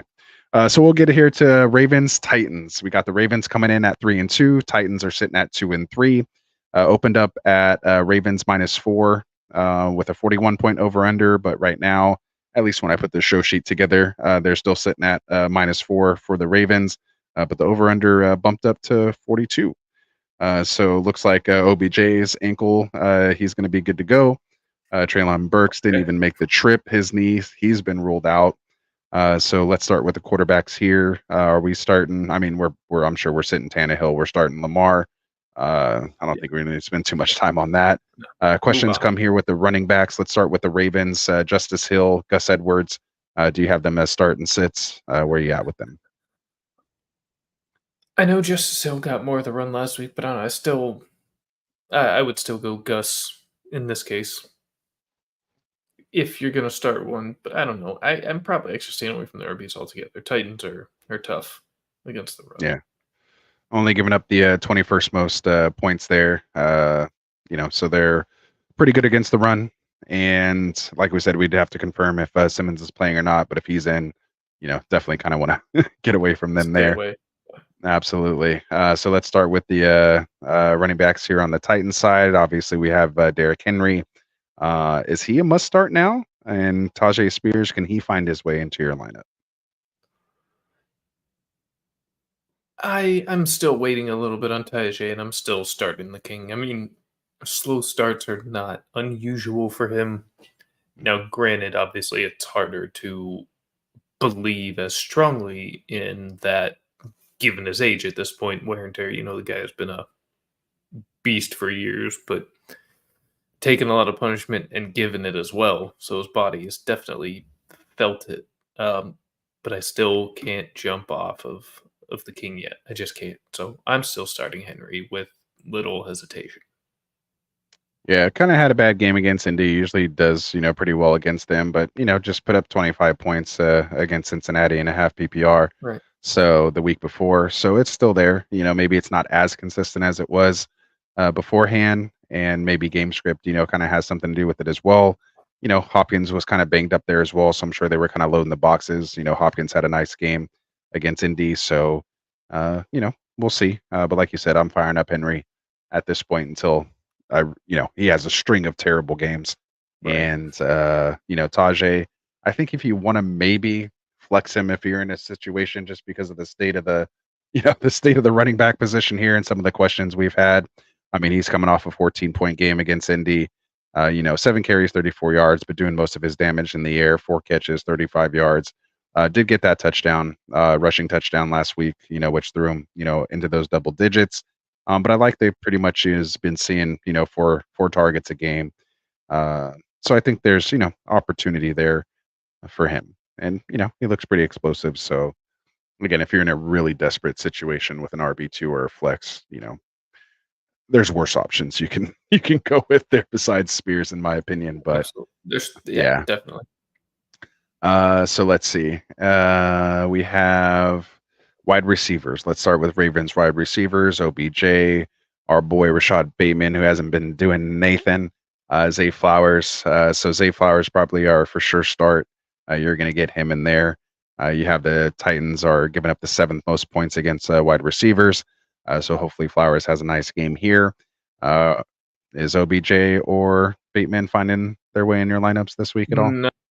No. Flowers is the only receiver I'd have interest in from the Ravens. I agree. Flipping over the other side of the ball, we talked about. Did we talk about any?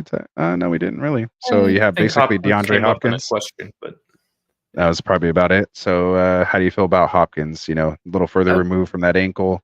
Obviously, I'm playing on it. Okay. I agree. I have him in several places. He's just kind of a set it and forget it type guy for me until I see something totally crazy. He's still been putting up numbers, on a flat wheel. Yeah, big week last week, has a flat wheel going on. So before that, but it was a good sign. Yeah, it's coming together. So yeah, he's still a good guy. For me to flex wide receiver 3 flex spot, pretty much kind of where you drafted him. So to me, it's not too much risk getting him in your lineup. Let's see, tight end position here. You got Chig on one side. Obviously, Andrews were starting there. So let's just talk about Chig. Finally got involved last week. Do you think that was an aberration? Is he worth starting? Is he streamable? No, you pretty much I don't really have any interest in Chig. No, I'm sitting him. Yeah. Ravens are very strong against tight ends. Least amount of points to tight end position right now. Yeah, so they're the best against tight ends. Exactly. So yeah, you're sitting Chig. So there we go. All right, so we'll move on here. Again, if you guys got questions, game number 2, let's go. Yeah, I was gonna say I'm gonna try to bang out a couple of these, and then we'll get to the chat again. So we'll move on to the next one. We have the Commanders sitting at 2-3, visiting the Falcons at 3-2. Who would have thunk that? We had the Atlanta coming in at 2.5-point favorites with a 42-point over/under, currently sitting at the same 2.5 line there with a 42.5-point over/under. As far as injuries in this one, pretty healthy game. Everyone's pretty much available, ready to go. Curtis Samuel's dealing kind of with a little finger issue apparently during the week, but he's good to go. So we'll start here with the quarterbacks, Howell and Ritter. I mean, super flex leagues, maybe you're throwing these guys in. Otherwise, I'm pretty much sitting them. What about you? Exactly. Super flex, yeah, you probably need to start both, but I have zero interest in single QB in either of these guys. Well said. We'll move on to the running back position. Let's start with the Commander side of the ball. You got Brian Robinson. You got Antonio Gibson, who I don't think even recorded a carry last week. Did all of his damage in the air. Are you starting one, both, or none of these guys? No, Falcons are, I think, second best against the position in fantasy. I don't have any interest in Brian Robinson this week, and with the way the Falcons run the ball, I mean, Bijan's automatic. And this might even be a spot for Algier, but probably not, actually. I think it's going to be as run heavy as they are. I think we'll see a little bit more through the air just because that's more of a weakness for Washington. So really just Bijan for me on the Atlanta side. Yeah, specifically the deep balls against Washington is where they've been giving up a lot of their points. Yeah, just to wrap up the running backs, I'm with you. Bijan and is pretty much the only running back I would like. If you're in a situation with Ryan Robinson, I could see why you would need to start him. So that's my running back take. Moving on to the wide receivers, like you said, with the Falcons first, they're giving up that deep ball. So maybe London could be a sneaky, pick here. Pitts' targets are typically downfield. I believe his ADOT's like over 13 yards or something crazy like that. And again, that's where Washington has been susceptible, is in that deep pass. They've given up the third most fantasy points in half PPR to the wide receiver position. So if you're going to start, London, and I'll just even include Pitts in there as far as your pass catchers on tight end. Maybe they might have a good week this week. As far as matchups go for the Falcons, this is, one of the better ones they'll get. So, yeah. If you have London or Pitts, this is a week to play them. Yeah, and if they don't do good here, then they're pretty much relegated the bench after this one. So let's flip over the Commander side of the ball and the wide receiver position. You have your Jahan Dotson, of course, Scary Terry, tight end position, Logan Thomas, who we've been talking about as far as pass catchers. So let's start with those wide receivers. Dotson. I don't know. I keep putting Dotson first, but let's go Terry. Give him his respect he's due. Terry, Dotson, and Samuel.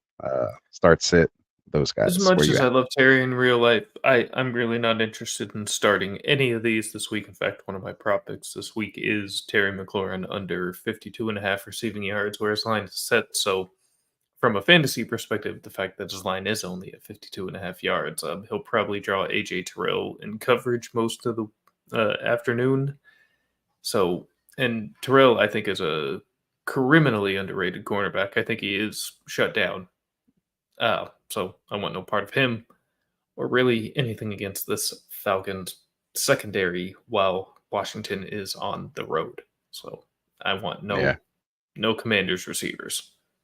Yeah, if you can avoid it, you want to. I'd be sitting him as well. The Falcons are 6th against the pass or fantasy points to wide receivers allowed.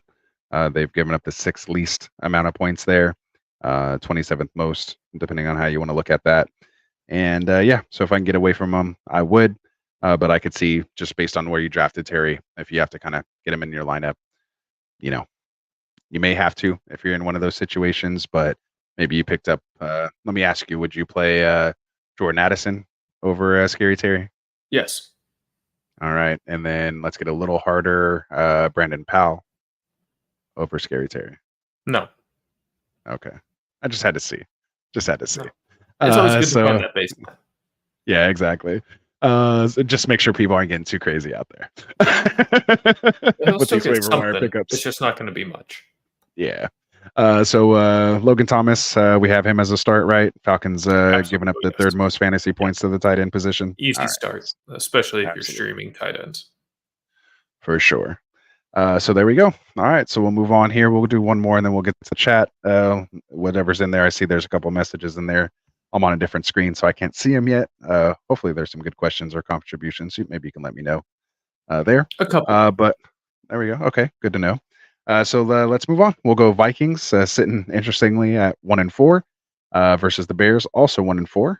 So we got the unstoppable force versus the immovable object, I guess, in this one. So someone's going to have to come out of this with the second win of the year. We have Minnesota starting with the 2.5 point favorites. Yeah, I guess so. Watch it be a tie now because I said that. Over under at 44 points is where it opened. Looks like Minnesota went up to a 3-point favorite, and over under sitting at 43.5. Just one note on this. I don't know if you guys saw, but Kevin Seifert from ESPN reported on Twitter or X or whatever you're calling it nowadays that Justin Jefferson said he jogged through the Vikings locker room, and he said and his jog is my sprint. He looked pretty spry. Thus ends my rehab coverage today. End quote. So obviously they put him on IR. He's going to miss 4 games, but that speculation of him maybe being out for the season is just that, some speculation. So if you were able to make a trade, which fortunately I was able to do in one of my leagues sitting at 4-1, I was actually able to trade Puka Nacua straight up for a hurt Justin Jefferson to a 2-3 team. I was pretty happy about that. Yeah, I was pretty happy about that. I was stacked at wide receiver already. So Justin Jefferson's going to be in there with, I think I have like Devontae Adams and is it Jamar Chase? I don't know. I got pretty good wide receivers sitting in that team right now. So I'm pretty happy about it. Like my dynasty team. Let's go. Oh, see, there we go. This is just a regular redraft. More like yours, actually. Jefferson specifically. Yeah, no, I have that Chase Jefferson in the dynasty there, but it's brutal right now. I got off to a terrible start in that league. I don't know what's going on. My whole team's falling apart. Diggs, AJB, and DJ right? Moore. Yeah, shout out to you. You're in there. Feeling We're all chasing you right now. I'm sorry. Yeah. And Nick is like, he's just still winning. I don't know how he's doing it in that league, man. He just keeps on winning. His team obviously is good, but like on paper, it's just not the same level, but it still always makes it happen. Just produces. Yeah, he just has somebody. Yeah. He's a hell of a coach. Back-to-back champion. I mean? Yeah. Like back-to-back champion. Yeah. Unbelievable.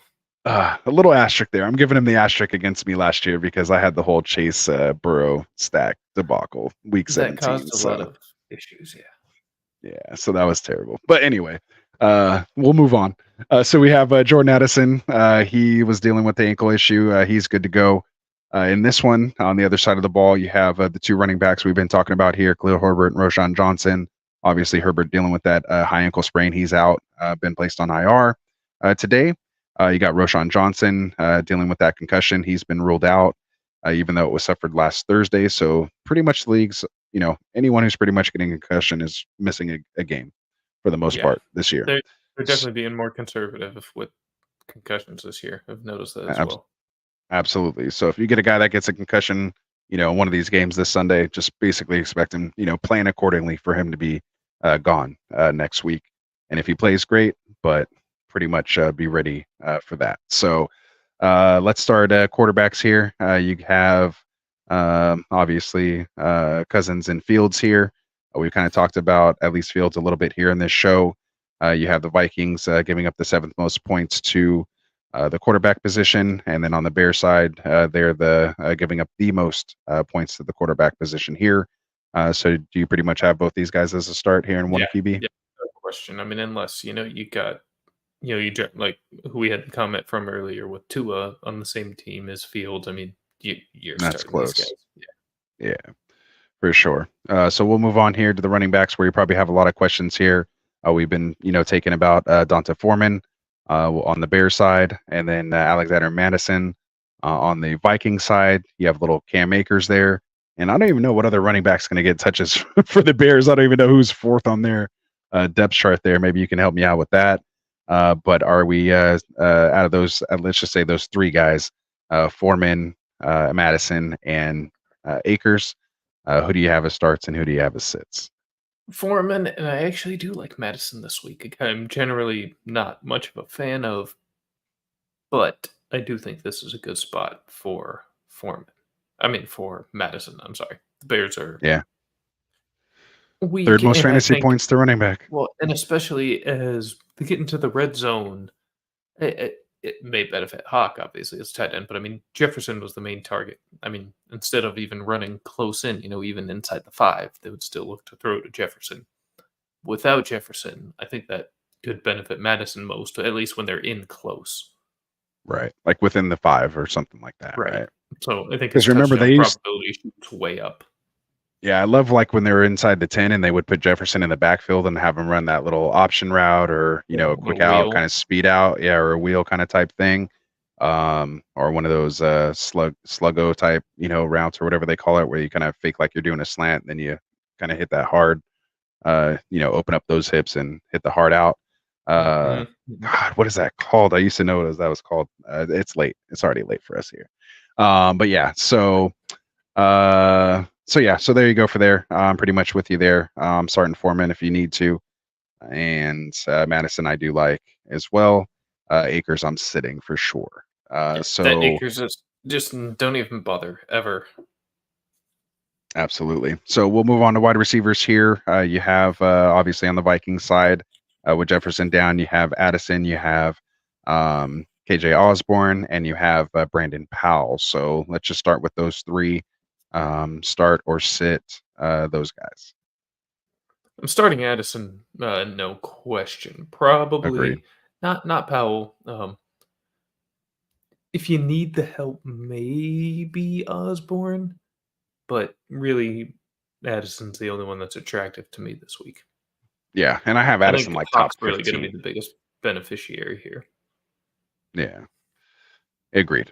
And yeah, Bears are 8th against the tight ends, or giving up the 8th most fantasy points to tight ends right now. They're giving up the 12th most points to the wide receiver position. So yeah, I have Addison pretty high. Hopefully, he has a big game there. On the other side of the ball, we're obviously starting DJ Moore and pretty much no other Bears wide receiver. Every week, yes, that's the answer. Agreed. Easy. And then we kind of talked about Komet. Obviously, we're starting Hawk. Komet, if you're in a bind, dealing with that calf injury. I don't know why I didn't mention that earlier. I apologize, but yeah, Komet dealing with that little calf. Yeah, you could probably do better, but you could also do a lot worse than Komet. Agreed. Well said. He's kind of like in that 12 to 15 type range for me. Exactly. So let's see. Absolutely. We'll do one more and then we'll get in the chat here just for the sake of time. I realize it's almost 2 a.m.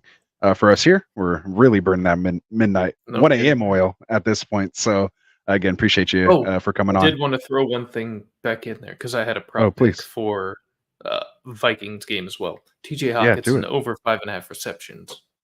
Minus 110. Say it one more time. Well, I have the thing. TJ Hawk over 5.5 receptions. There you go.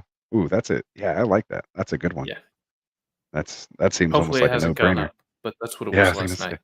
Yeah, that seems like a no-brainer there. That's easy.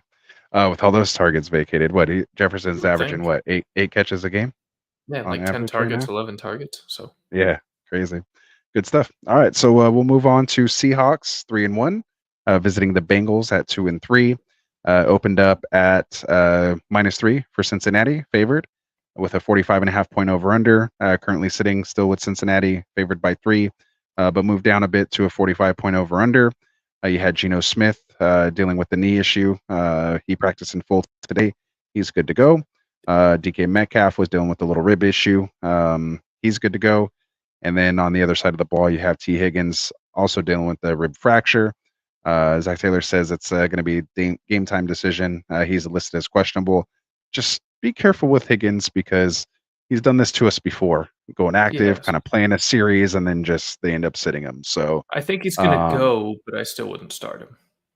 There we go. So we'll back up. We'll just start with wide receivers there. Why not? So we're sitting T. Higgins. We're obviously starting Chase. No, you're good. Tyler Boyd, yea or nay? Yeah, no, I'm starting Boyd. Yes.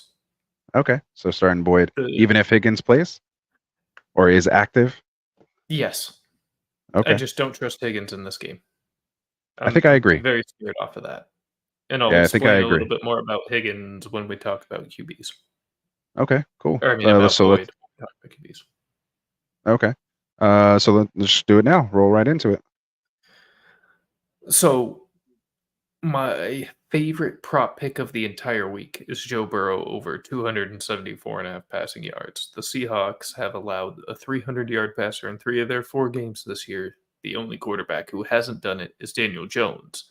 Daniel Jones threw for 203 yards in their matchup, which was his second best output of the year behind only that Cardinals comeback, which, whatever. So, and Seattle has also been very good against the run. So it's very much a pass funnel offense. Burrow's going to be slim.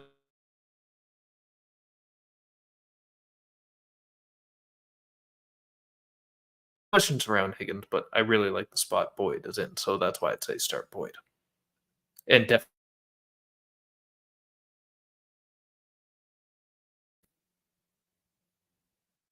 Very cool. I was kind of delayed here for a second, but I think I'm back now. Can you hear me? Oh, okay. I can hear you, but you're a little pixelated. Interesting. Got a little glitch in the matrix there. You're good now. All right, cool. So pretty much agree with what you say there. The only thing I disagree with is I'm probably not starting Boyd, just because like the only one I really feel comfortable right now with is Chase. So yeah, but other than that, I'm good. Let's flip over to the other side of the ball. You have DK Metcalf, Tyler Lockett, and JSN. Metcalf, I assume we're all pretty much starting. Lockett hasn't really had that great of a season so far. So tell me about Lockett and JSN. Well, JSN is droppable, frankly. So Okay. I wouldn't really worry about him. If you have Lockett, you probably do need to start him. He's kind of one of those guys that if you have him, you just kind of have to start him every week because he is a guy who largely thrives on those huge games. And when he has them, they are huge games. Right. So start him. And DK, yeah, you also kind of have to start him if you have him. He's a guy I'm a little bit down on this week. I actually have the under on his receiving yards of 62.5. But he'll do enough to be useful. And again, you probably don't have a better option. So you're still going to start him. Right. And all right. So and I pretty much agree with that too. Like to me, Lockett's more like a flex versus like a wide receiver 2-3. I'd have him more like a flex play if you were going to start him. And then DK Metcalf to me is wide receiver 2. You know, if you need him as a wide receiver 3, but pretty much wide receiver 2, I feel comfortable with it. And yeah, JSN, I have one league where I'm starting him where we're like 3 wide receiver and 2 flex, and I'm kind of in a weird situation and have to throw him in there just to see. Because I had like 62 Sanders yards all year. He's yeah. The only thing that's much. So the only thing is obviously he was dealing with the wrist issue coming into the season. You know, maybe he wasn't totally healthy. A lot of his catches have been like behind the line or real close to the line. Doesn't really have a big, A dot. Getting all real nerdy and statty now at this time. But coming out of the bye week, maybe they installed some more plays with him. You know, maybe that wrist is healed up a little more. You know, maybe they didn't want to, put him through too much. Obviously, his draft stock's there. The capital was there that they spent on him. He's seen time, on the field, so to speak. So there's a chance that he could come out here and have a decent game. However, Bengals are pretty good against wide receivers. So rebuttal, on at least especially for this week is, good pass defense. He's still the number 3 and will be the number 4 passing option this week because they're also a sieve against tight end. So it's going to be a good week for Fant. Yeah, 5th most and points. He's not going to overtake Metcalf or Lockett at any point this season. No. There's nothing there right now, and there's not. I'm just hoping he gets I'm just hoping he gets like 3 catches for like 30 and a touchdown. Like I'd be happy with that. If he gets a touchdown, you'll luck out. If he doesn't get a touchdown, it will literally be a useless line. So absolutely, I wish the best for you, brother. Kind of. Thank you, man. I also really hope the Seahawks just get smashed as a 49ers fan. But there you go. Yeah. So your hatred for the Seahawks is like my hatred for the Raiders, and you're okay with you're okay with the Raiders, and for whatever reason, I have this like affinity with the Seahawks for some reason right now. I don't know. No. Now that like Russ is gone, like I love the whole Geno and DK, and I love Lockett. Without Russ, they are way more like. That's what I mean. 100%. Yeah, that's why I'm just like, yeah. That's why I'm like, I kind of have like this weird little. The current players on the team are way better than the 2010 teams. I can tolerate these guys a lot more. Like Lockett. I don't have anything against Geno. DK, is DK. He's kind of funny, but yeah. I really like DK, man. Like I've like watched interviews and stuff with him, like off the field and stuff. I think he's just a cool dude. So catch it with my abs. Yeah, exactly. Like stuff like that. Like that's great. All right, so we haven't talked about quarterbacks. So we have of course Geno and Burrow. Burrow finally had a good game. Did we talk about him? I thought we skipped right to wide receiver. We got left. Oh, okay. But yeah, just real quick, Geno, I'm starting, and I'm starting Burrow. Yeah, I'm starting. So yeah, tight ends. You already said Fant. You think's gonna have a good game. Bengals are giving up the 5th most fantasy points. Prime option this week. There you go. And on the other side of the ball, Irv Smith. Are we doing anything with Irv Smith Jr. over there? All right, so he's a 6. So there we go. So that'll wrap up Seahawks Bengals. And I didn't realize what game was going to be after this one, so I'm not going to take a break before we get to our game. So let's just bang this thing out. We got Niners at Browns. Niners coming in at 5-point favorites with the 37.5-point over/under. Currently bumped up to a 9.5-point favorites, sitting at a 30. Oh, is it 10 even now? Okay, let's go. Keep it going. So 10-point favorites here. A lot of money must have came in on, on San Francisco for 5. But Watson was out. Like this. I was gonna say it had to do with the Deshaun Watson. So yeah, sitting at 36.5 points as well now. Again, all probably affected by the Deshaun Watson news, dealing with the shoulder, ruled out for his second game, even coming out of a bye week. PJ Walker is going to make the start. Also, Stefanski says David Njoku is doing well. He's dealing with those burns to his face and hands. I don't know if you guys have seen the Twitter post. It was kind of crazy, and I don't know if you guys saw him come into the game, not last week, week before. Of course, they were on a bye last week, but week 5 the hardest fit in that Hollow Man. Yeah, that Hollow Man mask with just his abs hanging out and that like fur coat, shirtless like with that jacket toes. I can't. One of the sickest pictures, sickest walk-ins I've ever seen. That was badass, dude. Like that was so badass. And now knowing what was under that mask, dude, props him for even playing. Like really different breed. It was crazy. Seriously, like that. And he had like his best game of the year. Like that was even more incredible about it. And not only that, his hands were burnt too, and he has to catch with them and stuff. So, I mean, just incredible. Like that's a football player. Like he literally made me a fan after this. Like those are the kind of dudes you want to root for. I already liked him. No, he's like legendary to me.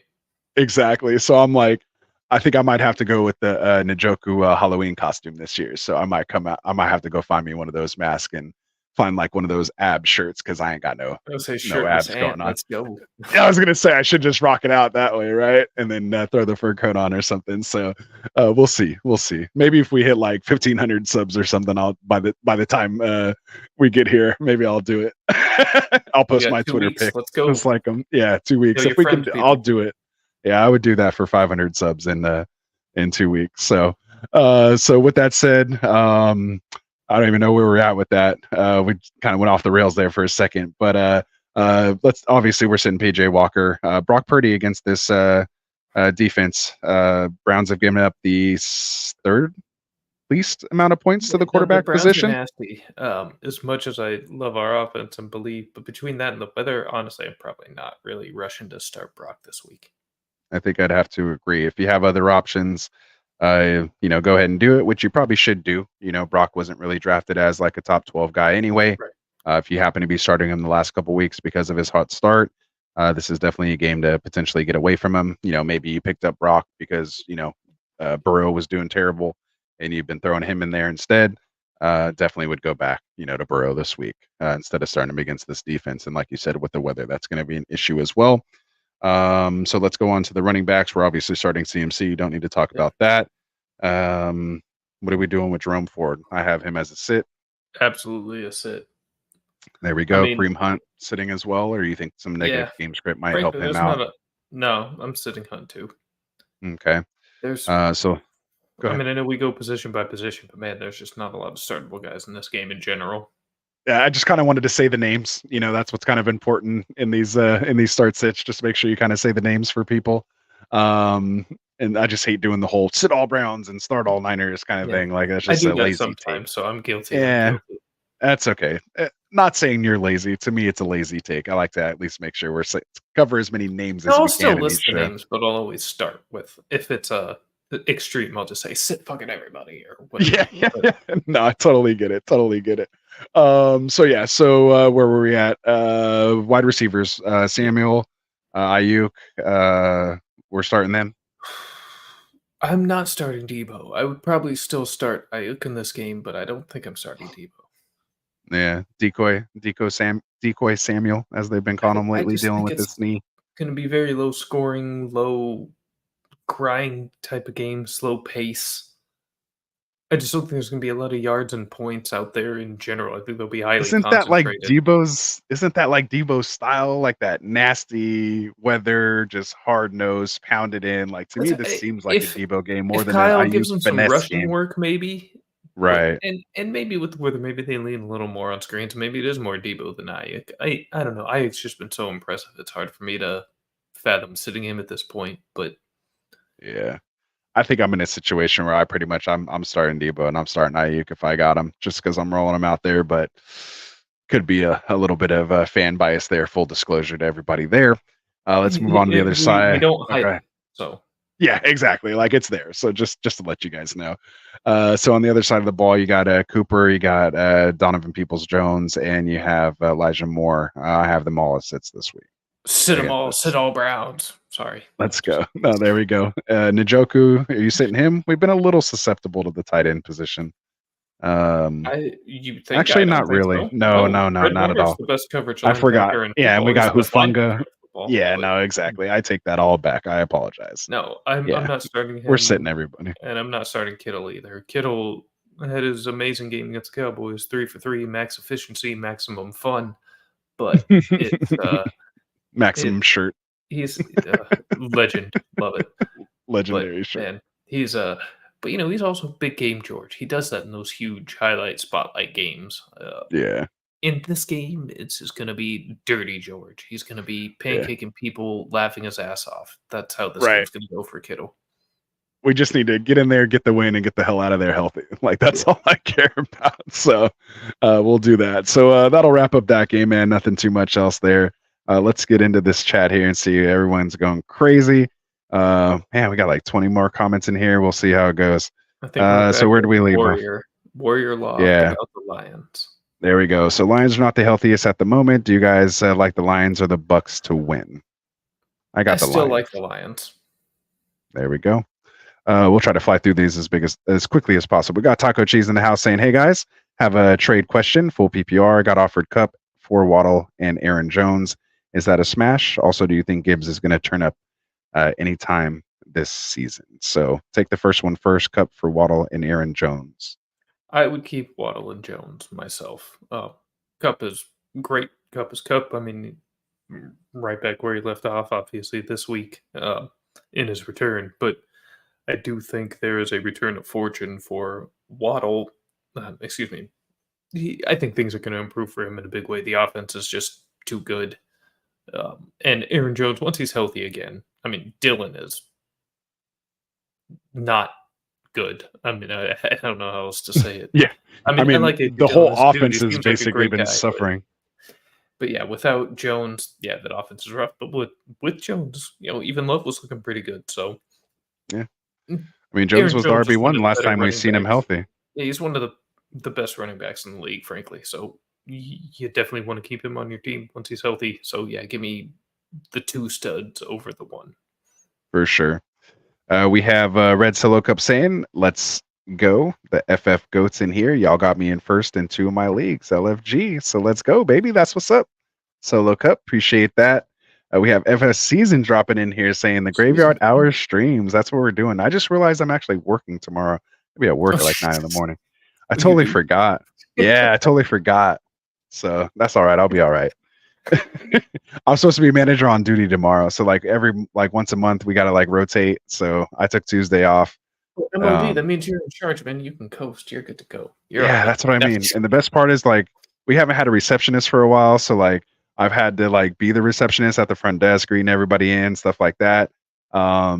Just kind of as a manager, just kind of making sure everything's cool. But I might be able to kind of sneak back into my office for a little while and kind of just kick it in there for a bit. So till I fully wake up, but we'll see how it goes. No, I'll be all right. So let's see. He said he's about to be 6-0 like Mike. So let's go. There it is. Shout out. Solo Cup. Squidward did make it back in here. What's up, Squidward? He says, is Barkley even a starter if he plays with that offense? We have him as a sit, I believe. At least I do. I don't know about Tycoon. Yeah, I probably do too. There you go. In a couple of leagues, I'll be desperate and praying we get news early enough that I could maybe slide him in. But in general, without DJ against the Bills, no. Yeah, I'll look elsewhere.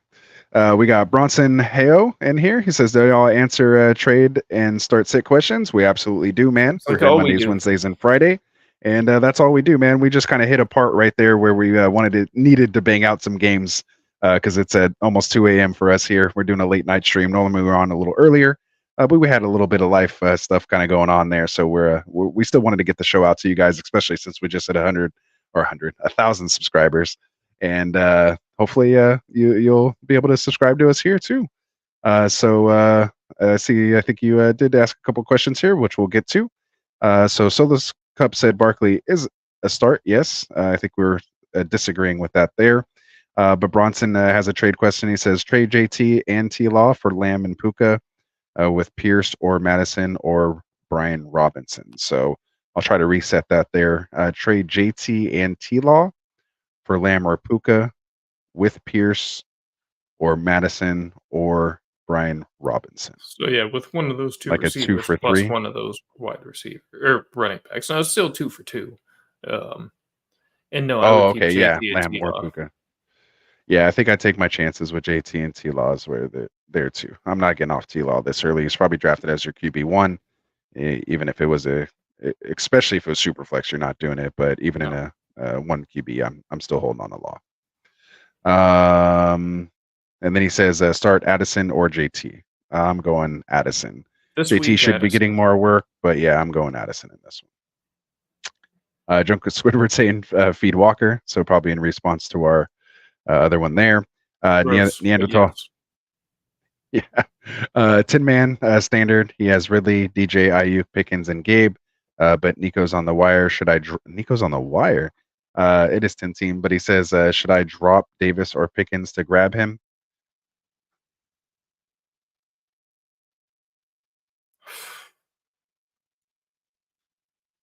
I want to say drop Gabe for him, but Gabe's been hot lately, so it's hard to say that right now. DJ's coming back. Pickens is on a bye right now. Rid of Ridley, DJ. I really no, I don't. I'm not the biggest Pickens fan, so for me neither, personally, but he's been coming through.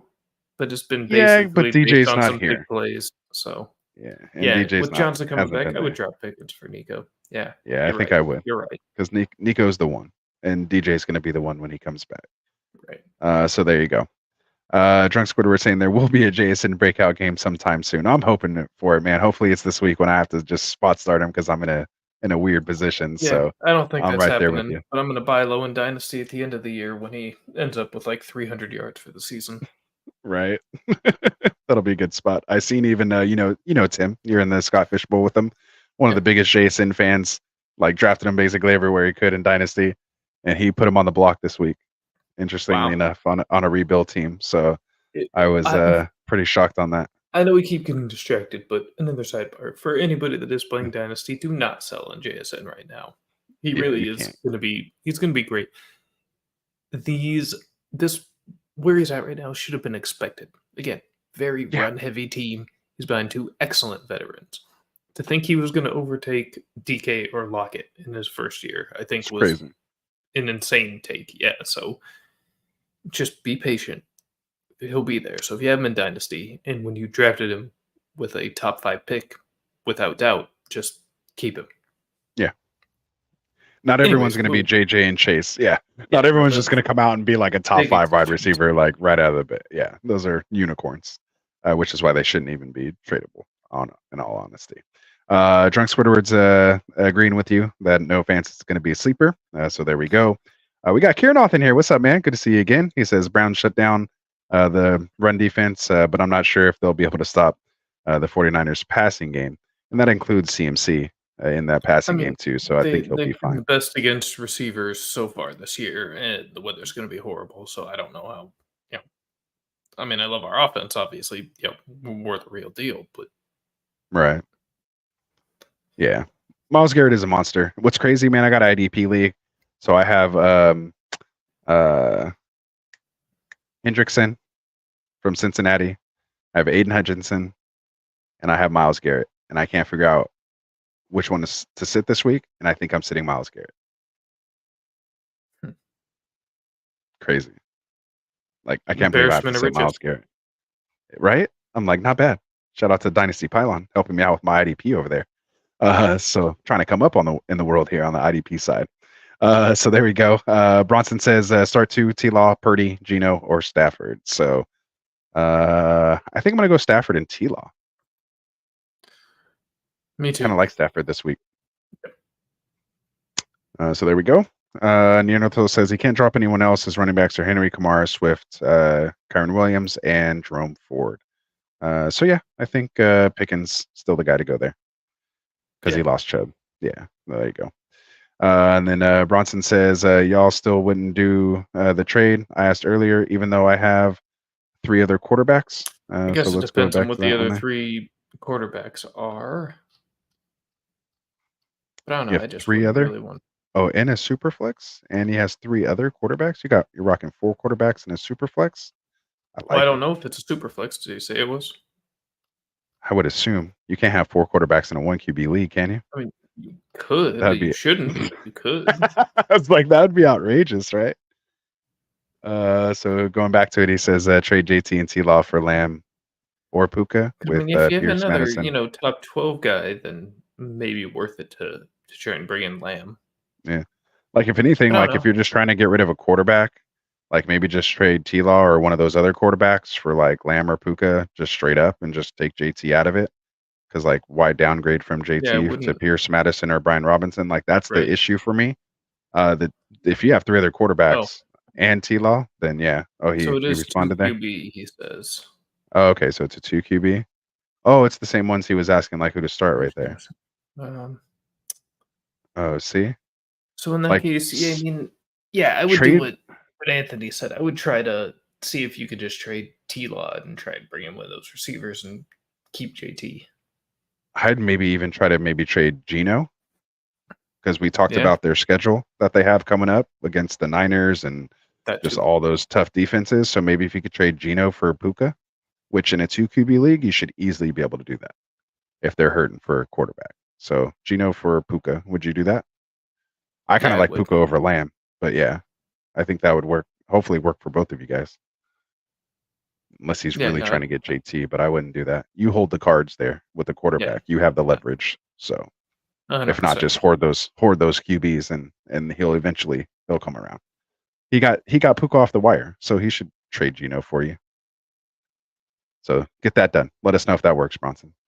So yeah. So we're caught up there. Let's try to bang out the rest of these games here. We will move on.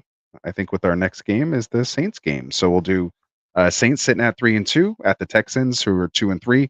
And Tycoon, if you do need to go, man, because it is getting late, you're more than welcome. You've already done well more than anything I could even ask of you, man, coming on this late. I'm still but good I know for the moment. Okay, you just Hopefully let me know. I can make it to the end. Maybe I'll have to tap out, but for now I'm still good. All right, we'll try. We're only like halfway through, so we'll try to bang these out a little quicker. But yeah, so I'll reset that for the chapters. So let me reset that here. Next game is going to be Saints 3-2 at the Texans, who are 2-3. Opened up Saints at -1.5, over under 42.5, and I have it at least set the same. Let me know if that's different. We have Derek Carr was dealing with that shoulder. Okay, perfect. Derek Carr was dealing with the shoulder. He's good to go. Chris Olave was dealing with that toe that he hurt in pregame last week. He's off the injury report. He's good to go. On the Texan side of the ball, just Tank Dell dealing with that concussion we talked about earlier.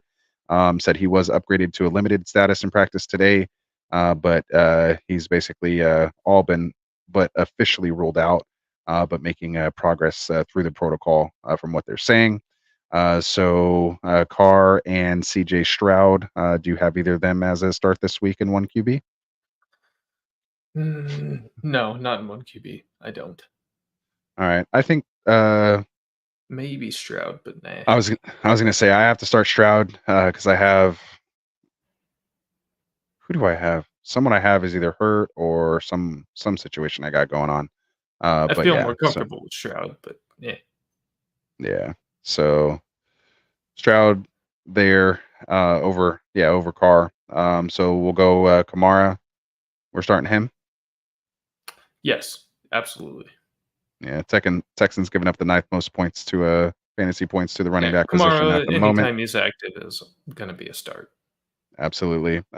Damian Pierce, we starting him going up against this Saints defense, who's pretty good against the run. Yeah, again with most teams rosters, they'll probably be the best option, but not somebody I would be looking to start this week if I could avoid it. No. Yeah, I think I have him ranked more in the flex range versus like that RB2 range. So, but like you said, based on where you drafted him and your team construction and everything that's going on with the running backs right now. So let's say, would you start Devonta Foreman over I'd Pierce? start Foreman over Pierce this week. Yes. What about Shuba? Yes. All right, there you go. I think that tells the people where we're at. Wide receivers. We're starting Olave. Yep. What about Shaheed? Mike Thomas? Probably. I'm starting Mike Thomas if you need a floor for a receiver. Otherwise, no. Shaheed if you need a home run. Otherwise, no. Fair. Yeah. I agree with that. Texans side of the ball, you got Nico, and I don't know who else is going to even be catching balls over there. Robert Woods. Oh yeah, you got Woods.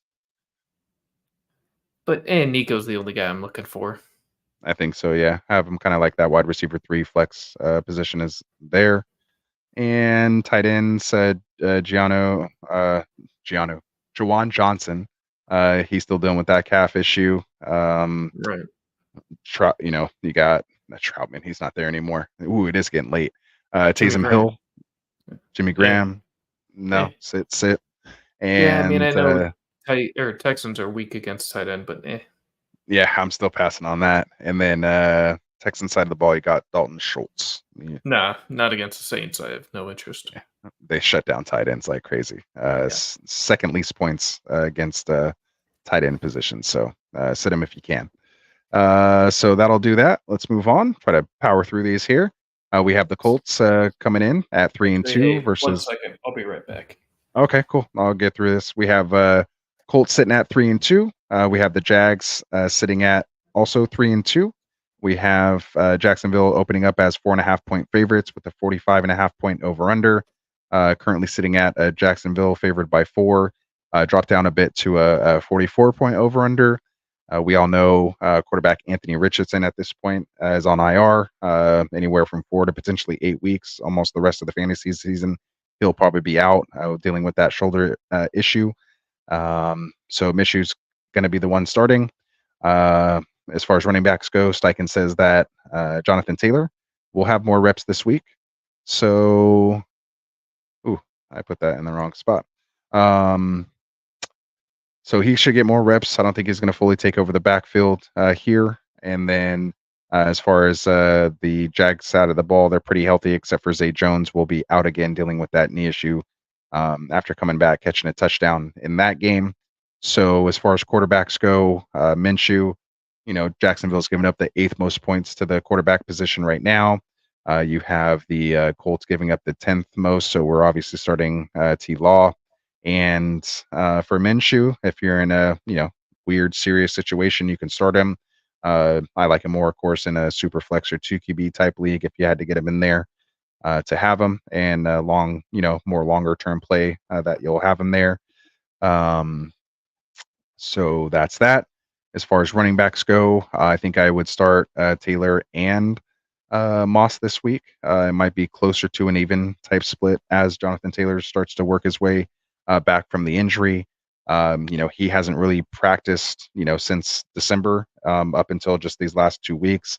I believe he only got like 6 carries in last week's game for like 18 yards or something crazy, 1 catch for a few yards there. Just kind of getting him worked in there. But I think you'd be okay starting both of them. Even though Jags defense is pretty tough, 27th most points allowed. So they're pretty good against the run. It's always hard to kind of do that when you get with the higher number. So I think they're worth a start if you need to. And as far as Jaguars go, you're firing up ETN. You're sitting Tank Bigsby. Oh, you're back. My bad. Yep. I was going on that one. Stop me whenever you want. I'll let you do the wide receivers here. You have Kirk and Ridley on the Jag side. You have them both as starts this week with Zay Jones out?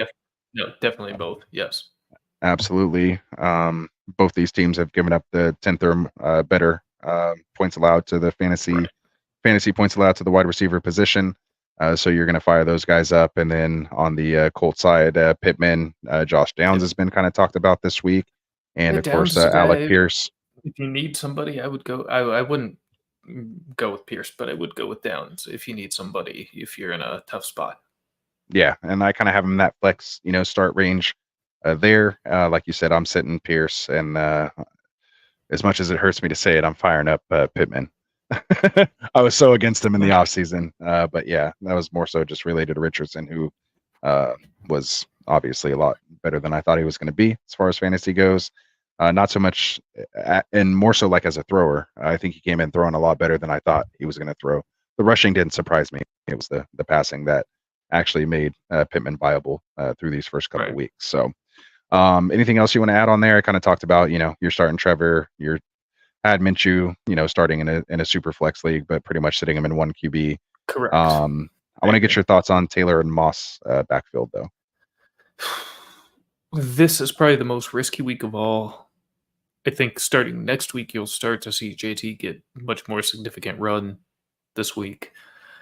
I think it's the most unpredictable. As somebody who has to start JT in a couple of spots, I'm hoping for like 50-50. I'm not sure he'll quite be at 50 yet this week in terms of his share. It's tough. Honestly, if you have either of them, you're probably starting them. Just it's good enough matchup with you starting. They're going to run the hell out of the ball. It could be a week actually where both even produce well. Yeah, I kind of have JT more as that like low end RB3 flex kind of guy, like between like 30 and 36, and I have Moss like in that 20 to 24 type range is where I think they may land, unless one of them just goes crazy, one or the other.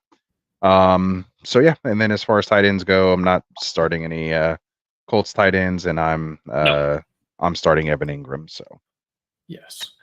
There you go. All right, so we'll move on here to Panthers at Dolphins, just to try to get through this thing here. We have the Panthers coming in 0-5 at the Dolphins, who are 4-1. Miami opened up as a 13.5 point favorite with a 48.5 point over/under, and I currently have it sitting at 14 for Miami and 47.5 as the over/under. We have Miles Sanders said he was making some good progress with his shoulder this week. They don't view it as a long-term injury, but he was ruled out for this week. So Chuba Hubbard is going to get the bulk of the carries per Frank Reich. You have Jeff Wilson dealing with the rib and finger issue. He's doubtful. They haven't activated him from when they opened him up on the 21-day practice window.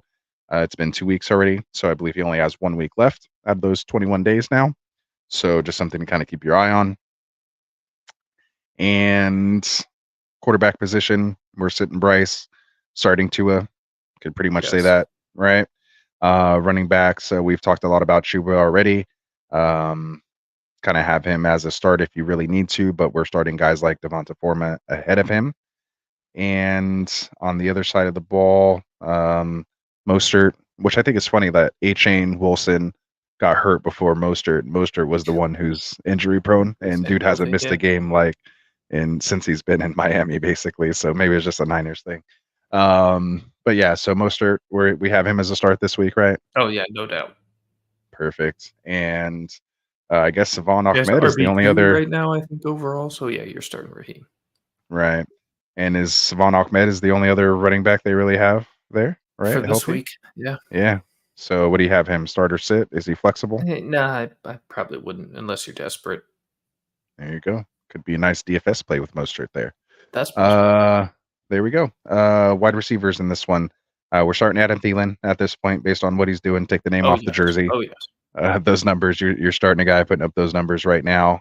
Jonathan Mingo's trying to get work back in after dealing with his concussion, and I have him as a sit. And DJ Chark I have as like a low-end flex, kind of desperate wide receiver play if you need him.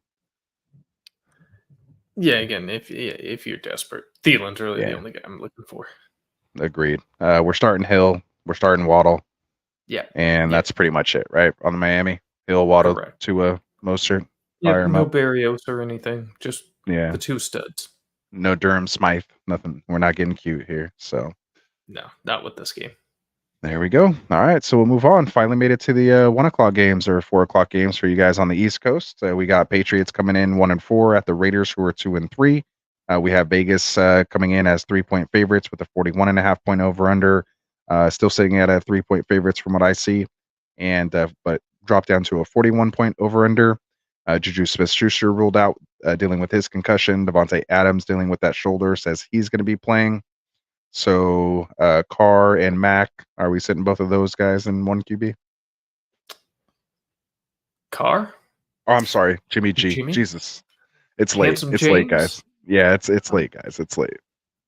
I'm never sitting Jimmy G. No, just kidding. I'm not starting either of these guys. No, get them out of here. For There we go. fantasy, come on. Ramondre Stevenson, you starting or sitting? Raiders are 16th. I'm not giving up on Ramondre yet. I'm starting him. I think he has this Against could the be his Raiders. bounce back game here. Yeah, this That he could have a decent game. A start of a semi-decent stretch for him, I think. Mm-hmm. Little revenge game here. Obviously going up against what's his face. So McDaniels, yeah. McDaniels, not Ramondre. So running backs, other side of the ball, Josh Jacobs, he's a start. Automatic, yeah.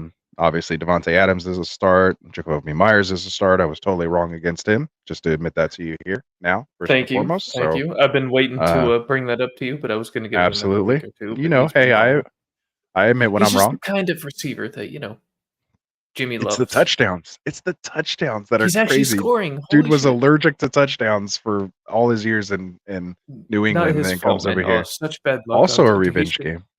Yes. He could be a sneaky, nice little start in DFS. Yeah, I might have to throw him in a lineup there. I haven't been doing as much DFS this year, but I might have to. There's a couple nice little targets. Nice little picks there. Yeah, at good value too that they should be. So good stuff there. We're not starting Renfro or anybody else there in the wide receiver room.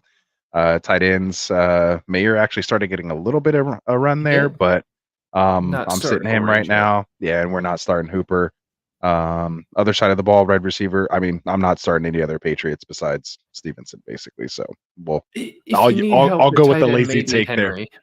Yeah, I guess so. But he even fell off. Like right when he got comfortable, thinking, "Oh, I could actually start him." He's just done nothing ever since. That's what he does, which is why this week would be one that he would shine. Right, because Raiders he always goes off in the weeks when you're finally like, "Fuck this guy." Right, you sit him, and then now he goes off. And Raiders are about middle of the pack against the tight end positions, 15th most points allowed to the tight end position. So there we go. We have next game. I'm just going to kind of move it along here. We have Cardinals sitting at 1-4, visiting the Rams at 2-3. Opened up at Rams at 6.5 point favorites and 48.5 point over under. Looks like it stayed the same from what I see. Correct me if I'm wrong. We had Hollywood Brown. He's been kind of limited Thursday and Friday dealing with an illness. So just keep your eye on that. Oh, okay. So they're up by 7 now, maybe with the Hollywood Brown coming in questionable. So we'll see how he does. Then you have Keanu Ingram dealing with that neck issue. He is good to go, practice in full here Friday, or I guess yesterday, Friday at this point.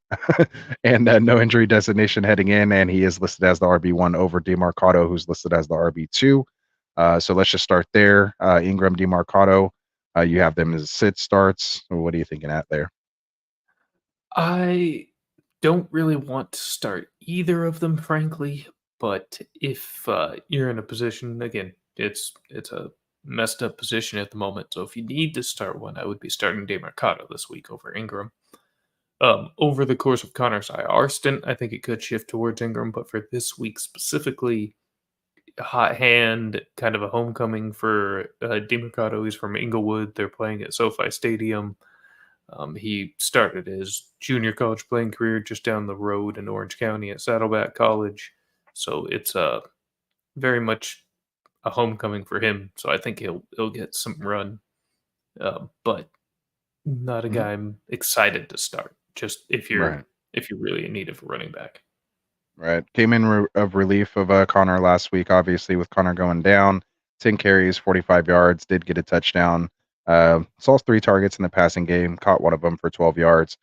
So like you said, if he does get the hot hand, obviously Ingram hasn't played the last 2 weeks, so Who knows what his conditioning's like? How many snaps is he going to play? I think the best that Ingram is going to get is maybe 50%. But I could definitely see that leaning towards DeMarcado just because he did just play last week and he's been practicing. So like you said, I'm probably leaning DeMarcado a little more than Ingram in the short term, but I think you said they have invested in Ingram, right? Like that was part of this regime. So I think they want to see what he's going to get. They've also gave him the respect about listing him as the RB1. So I think that is, pretty important as well too, when you kind of look into things like that. But ultimately it just comes down to who's going to be running better, and I think DeMarcado is set up for that a little more than Ingram at this point. Not to mention if he does get hit awkwardly or something and re-aggravate that neck, then he'll be sitting as well. So Kyron Williams, we're starting him, right? Pretty easy there. Puka Cup, we're starting. That's easy. Tutu Atwell, I think he's flexible as well too. Obviously, Van Jefferson got traded off to the Falcons. We didn't mention that in the Falcons game, but he's there. I don't think he's going to be really relevant either way at this point. And on the other side of the ball, or going back kind of quarterbacks here since I went kind of out of order. Dobbs, Stafford. I'm starting Stafford, sitting Dobbs. On the same point there. Perfect. We'll move on. And then at the wide receivers for Cardinals, obviously, if Brown's out, I mean, I'm not really starting any other wide receiver there. If Hollywood goes, I'd start him, but otherwise, no. Okay. And then tight ends, Higbee. I'm starting Higbee. And if you have to, I guess. Yeah. Interestingly, they're like 21st, kind of doing pretty good against the tight end position right now. But they pretty much have a history of being terrible against tight ends. Like usually they're like they do second normally. or third. Normally they're like one of the worst. Yeah. But in I guess this case, year I think they're it's doing going to okay. be so damn easy for Puka and Cup that I don't think Higbee's going to see as many targets this week. Right. And does that cover? Did we cover everybody there? Oh yeah, Ertz. I think so. We start Ertz. Yeah, sitting Ertz. Yeah, no. All right, so we'll move on here. We have Eagles coming in at 5-0 at the Jets, who are sitting at 2-3. Philly's favored by 6.5 with a 41.5 point over under. Still currently sitting at 6.5, but went down to a 41 point over under. No real injuries to really talk about here on the offensive side, but I did want to mention Darius Slay. He has been ruled out, dealing with that knee issue, and defensive tackle that we mentioned earlier, Jalen Carter, the rookie, dealing with an ankle. He's out as well. We're obviously starting Hurts. We're sitting Wilson. I think that's pretty self-explainable. Running backs, I know you're starting Swift. What about Gainwell? Can he see your lineup this week at all? Is he getting enough work? All Swift all day. Okay, so we're sitting Gainwell. I agree with you there. Again, unless you're in a crazy desperate pinch. Let's just say Gainwell versus the three guys we've been talking about, Hubbard, DeMarcado, or Foreman. I'd start him only over DeMarcado from that group. Okay. And running back, Brees, we're starting him, right? I mean, probably based on your roster, but not so much versus matchup, right? Yeah, no, I think it's going to be a rough week for Brees. I still love him the rest of the season, but this is not the game. This is going to be a pass funnel defense right here. Obviously, they're ranked third against the run right now, and giving up the fourth most points to wide receivers so far. So if they are going to get them, that's the way to go. So let's talk about those wide receivers. We're starting Wilson on the Jets side. Any other wide receiver we're starting over there? I don't think I could barely even name the other wide receivers on the Jets. I mean, right Lazard, Cobb. Yeah, I know. But they're just nothing.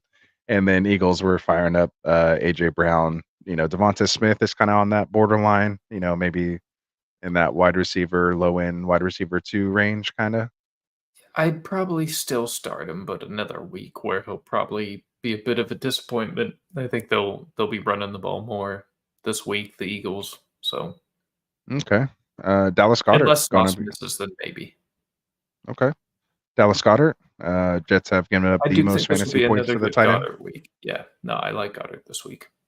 Perfect. And then Conklin, I'm forced to start him in a couple places. No, Eagles. Conk. There you go. He's given Eagles have given up the 10th most fantasy points at the tight end position too, so it should And be a they've fairly been, decent matchup. and Conklin's had a really nice couple weeks stretch again with the lack of other receivers outside of Wilson.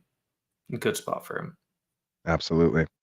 So we'll move on. We'll keep it trucking here. Sorry guys, if you do have stuff, we'll get in the comments soon, but I just want to at least get through this and then we'll finish up with the comments. So if you have them in there, any last minute questions, get to them. Then just always remember, Classic Mike will be here Sunday morning. So anything we didn't get to here or couldn't answer, you can always come back Sunday morning and check it out with him. So we have Lions coming in here at 4-1, visiting the Bucks, who are 3-1, coming off their bye. Detroit's coming in favored by 3, and with a 44-point over/under is how it opened. It's currently sitting at Detroit still favored by 3, but went to a 42.5-point over/under. You had running back Jahmyr Gibbs ruled out due to his hamstring. Looks like Amon-Ra St. Brown is going to get the green light, dealing with that abdomen issue. He was off the injury report and good to go. Then we saw Sam Laporta pop up on Wednesday with dealing with that calf issue. He's technically listed as questionable, but it was later updated that it says he's going to be a go. So again, just something to kind of keep an eye on Sunday. And on the other side of the ball, you had Mike Evans dealing with that hamstring that he suffered, left the game early, had the bye week, came back, was kind of limited, but did log a full practice today. And looks like he's off the injury report and good to go as well. Kind of sucks. I was hoping for a big Godwin game here if he did sit. But we're starting Goff and sitting Baker. I take it in this one. Yeah, I don't really love either of them this week, frankly. Okay. But you might have other options with Goff. Yeah, I mean, yeah, neither you drafted top 12 most likely, so this would be the one to pivot to Right. the other one if you have them still on your roster. There you go. Running backs, Demont smash start there. I don't think there's anything to say. And then Rashad White does have the tough matchup going against this number 1 ranked rushing defense in the Lions. I'm not starting White if I can avoid it. Exactly. Just based on where you drafted him, you might be stuck starting him. And just, again, the state of the running back position. Let's just compare him to the 3 guys, DeMarcado, Foreman, and Hubbard. Are you starting White over any of them? DeMarcado, yes, not over the other 2. Okay. That lets us know where we need to be at. And as far as the wide receivers go, we're starting Evans, we're starting Godwin, and on the Lions, we're starting Amon-Ra St. Brown, Josh Reynolds, start or sit? Sit. Okay. And both these teams are about middle of the pack fantasy points allowed to wide receiver position right now. So it's just kind of hit or miss there. Nothing too crazy to target, but nothing to shy away from. Am I missing anybody there as far as wide receivers go? Trey Palmer. I mean, Jameson Williams, maybe, but no. Oh yeah, Jameson Williams. That's right. Yeah, I have JMO as the sit right now too. Got to get him acclimated a little more. They had him to about 20 snaps or something last week, so you still need a couple more weeks. But you're ahead of schedule anyway because he wasn't even supposed to be active until after this game. So, just kind of speeding along that process. Hopefully, he comes along. Tight ends, Laporta, we're starting him. Yeah. Even though it's a tough matchup, but he's tight end, 2 or 3 right now. Start at this point. Absolutely. K. Dotton going up against Lions. They are giving up the 4th most fantasy points to the tight end position. They are, but K. Dotton's, K. Dotton, so no. I agreed. So yeah, I have him as a sit as well. All right, so let's get to the Sunday night football game. Only 2 games left. We have the 1-4 Giants visiting the Bills, sitting at 3-2. The line opened up at Buffalo favored by 14 with a 44.5-point over/under. Currently sitting at Buffalo by 15 with a 44-point over/under. Daniel Jones was ruled out due to that neck issue. Saquon Barkley is, they're saying, truly considered a game-time decision, dealing with that high ankle sprain suffered in week 2. He's been limited all week again, just like he was last week. And to me, if he plays, he's most likely probably going to be on some sort of a pitch count. That's even if he plays. I have him as a sit right now. We'll just kind of start there. And we'll just stick with, let me get your thoughts. We've kind of talked about it a couple times here, but your official Barkley take for the folks that were using the chapters and just skipping it. I mean, Because it's Monday and like a game time decision, you're just gonna have to figure out something else, I think. And Sunday night, or Sunday basically night. I'm Monday. sorry, but yeah, Basically Sunday Monday. night. Even still, I think you're just gonna have to take the sit on this one, unless you truly have no other option. Right. Deep leagues and literally nobody available to pick up, kind of thing. Like I think Right. you just have to avoid Saquon this week. Yeah, maybe you had Breida because you picked up Breida when Saquon went down as the Saquon owner, and that's like the only one that you can kind of wait it out and see what they say and maybe how he looks pregame, that kind of thing. You kind of get a little more you don't info. want to It start seems like Breida on these either, Sunday night so. games. Yeah, it's going to be a terrible start, but at least you have someone to actually start, like instead of literally just having no one to even put in that position given the time of the game. But yeah, pretty much staying away from that. James Cook, are we firing him up this week? Yes. Giants are fifth most points at the fantasy I think this will be a position. good James Cook week. In the Bills wins, he's really excelled. So. Right, especially if they're up big. Hopefully they'll use him to run out the ball, and it's not like Latavius Murray or Damian Harris or something. So obviously we have those two guys as sits too. Wide receivers, Gabe Davis. Diggs is the auto start. You starting Gabe Davis here? No. Okay. No. Giants have given up the 11th most fantasy points allowed to the wide receiver position. I have Davis kind of in that flex range if he needed to. The only problem is if the Bills get way up on the Giants, it's just kind of like when Seattle and everybody else just gets up on them. There's just no need to throw the ball on them at all. You're just kind of running the clock out, trying to get home without getting hurt. So wide receivers on the Giants aren't even worth mentioning, in my opinion. Tight end positions, Kincaid dealing with a concussion. You got Dawson Knox dealing with the wrist. They're both questionable. They've been limited all week. Are you kind of staying away from those guys as well? Yes. All right. If one of them is out and the other one starts, I'd probably be more inclined to start one of them, but you're running in that same position. Yeah, you're running in that same situation as far as what's it called? Just them not having to really throw unless Josh Allen just wants to fling the ball around.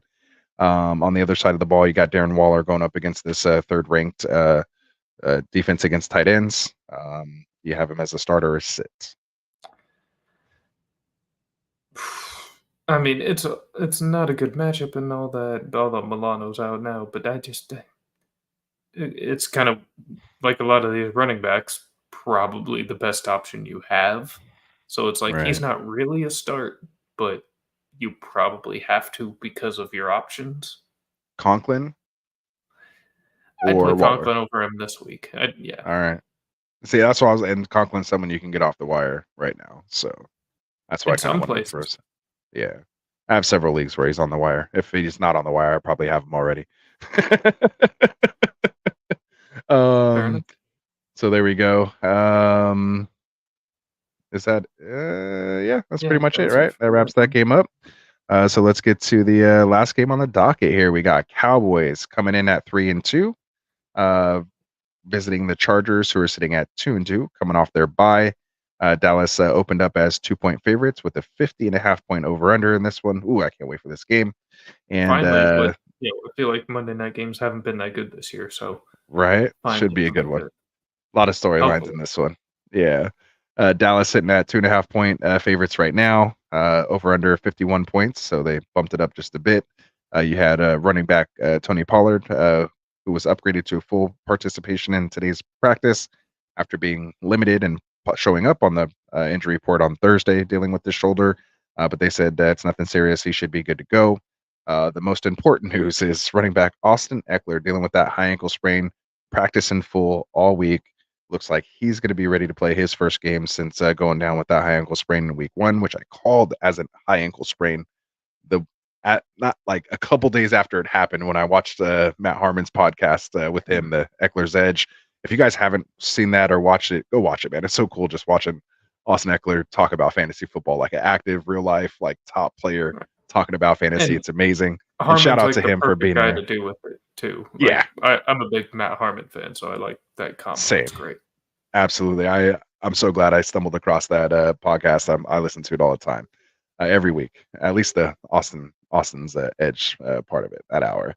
So I'm excited to get Eckler back in my lineups. Obviously, you guys saw the intro, so I drafted Eckler almost everywhere I could. Big fan of Get Right over here. Just hearing Get Right come out of his mouth is one of the coolest things. Just to know, just having him know that we exist is one of the coolest things to me. So as far as this goes, is this one of those games where you're pretty much firing up almost everyone in this one with a 51 point over under? Yeah, pretty much. All right, we'll break it down. Lazy takes, like you said, but they start everybody. I was gonna say it's getting late. It's almost 3 a.m, so we'll take the lazy takes at this point. Dak, he's on that lower end of those QB one, leagues. You're starting him in super flex, but I could see if you wanted to get away from him possibly. But again, I don't know how you could. I know how you could because he just throws 3 picks all the time and not as many touchdowns, but that's just a whole different story. But we're obviously firing up Herbert. You're firing up Keenan Allen. What do we do with Palmer and QJ? Still Palmer for now. I wouldn't start QJ yet. I think as the season progresses, that'll change. But for now, this week, Palmer. All right, I agree with that. We're starting Pollard. Obviously, we're starting Eckler. He's ready to go. Gerald Everett? Fergie? What do you want the tight ends here? I like them both. I would actually start both this week.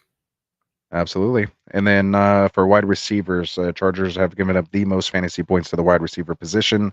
We're obviously starting Lamb. Hopefully, he kind of has I don't want to say bounce back game, little breakout, kind of finally a good game here. I think he will. Yeah. But what are we doing? His best game of the year. Yeah, it could be. But what are we doing with Gallup and Brandon Cooks? Cooks is probably a flex. I'm avoiding Gallup. Okay. Gallup's actually been doing decent these last couple games, interestingly or not. Better than Cooks. In the Niners game, I feel like they were just. I'm throwing out the Niners game. We own them. Yeah, I'm throwing that out. No, but Gallup had a couple of catches there, but I think it was just lazy coverage on our part. So right, some faux production. And again, anything that happened like in the fourth quarter was against like our second, third stringers. So I'm not even. There we go. Yeah, I'm probably sitting. I'm probably sitting him as well. I think I'll start Cooks. I have to actually personally flex him myself in a league that I'm not too happy about. So I'm hoping, again, if it's the right time, if there's any time to do it, it's now. So I'm hoping it pays off for me. And then as far as the tight ends go, you got Ferguson with Dallas and Everett with the Chargers. Are these middle of the pack, both these teams against the tight end position? Yeah, no, give me both though. I like both. Dak loves throwing to the tight end, so Ferguson to start, and I think even with Diggs out, still could be a struggle for the secondary receivers for the Chargers. So good spot for Everett. Interesting. I kind of have Everett more as a sit in this one. I think Keenan Allen's probably going to get like 20 targets again. But I wouldn't mind. Yeah, I wouldn't mind starting Fergie like you said there too. So there we go. We freaking did it, man. We made it. We made it through this show. Appreciate you, man, for even doing this and sticking it out. That was amazing, man. So we got 22. Who cares? Right? Yeah. At this point, it's just like, hey, we'll go all night. At this point, nah. I'm ready to go to bed. Yeah, I was gonna say I gotta work tomorrow, and I'm definitely ready to go to bed. But I could still probably do it for another hour just because I love talking football with you guys, and especially you, Tycoon. Real fun to do. So let's see. Got a couple other questions here. I don't know if we still got people sitting here watching us at 3 a.m, man. This is awesome. I thought it'd be like 0 by now. This is amazing. You guys are freaking amazing, man. Appreciate you guys. So we got Kieran all saying, got JT and the Zach Moss stacks. I can pick up Foreman and Chuba. Who should I start at running back? So out of those 4 guys, let's say if you had to pick 2, who you start?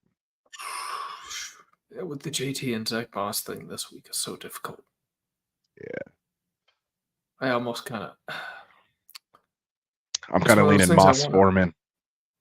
Yeah, me too. He says it's a 10-man half PPR on Yahoo. Yeah. Moss Foreman.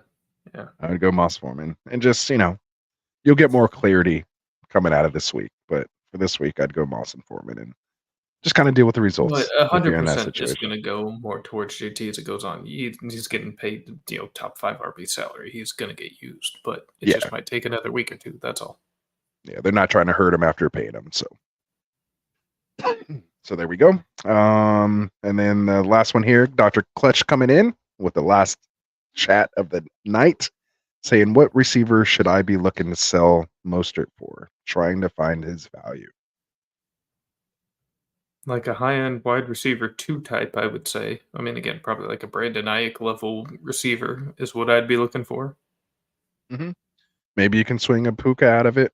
I still like Puka even with. I'll also say I just wouldn't be in a rush back. to be trading Mostert. Like I would, Yeah. I like to have him on my team. He's, again, I think he's running back 2 right now.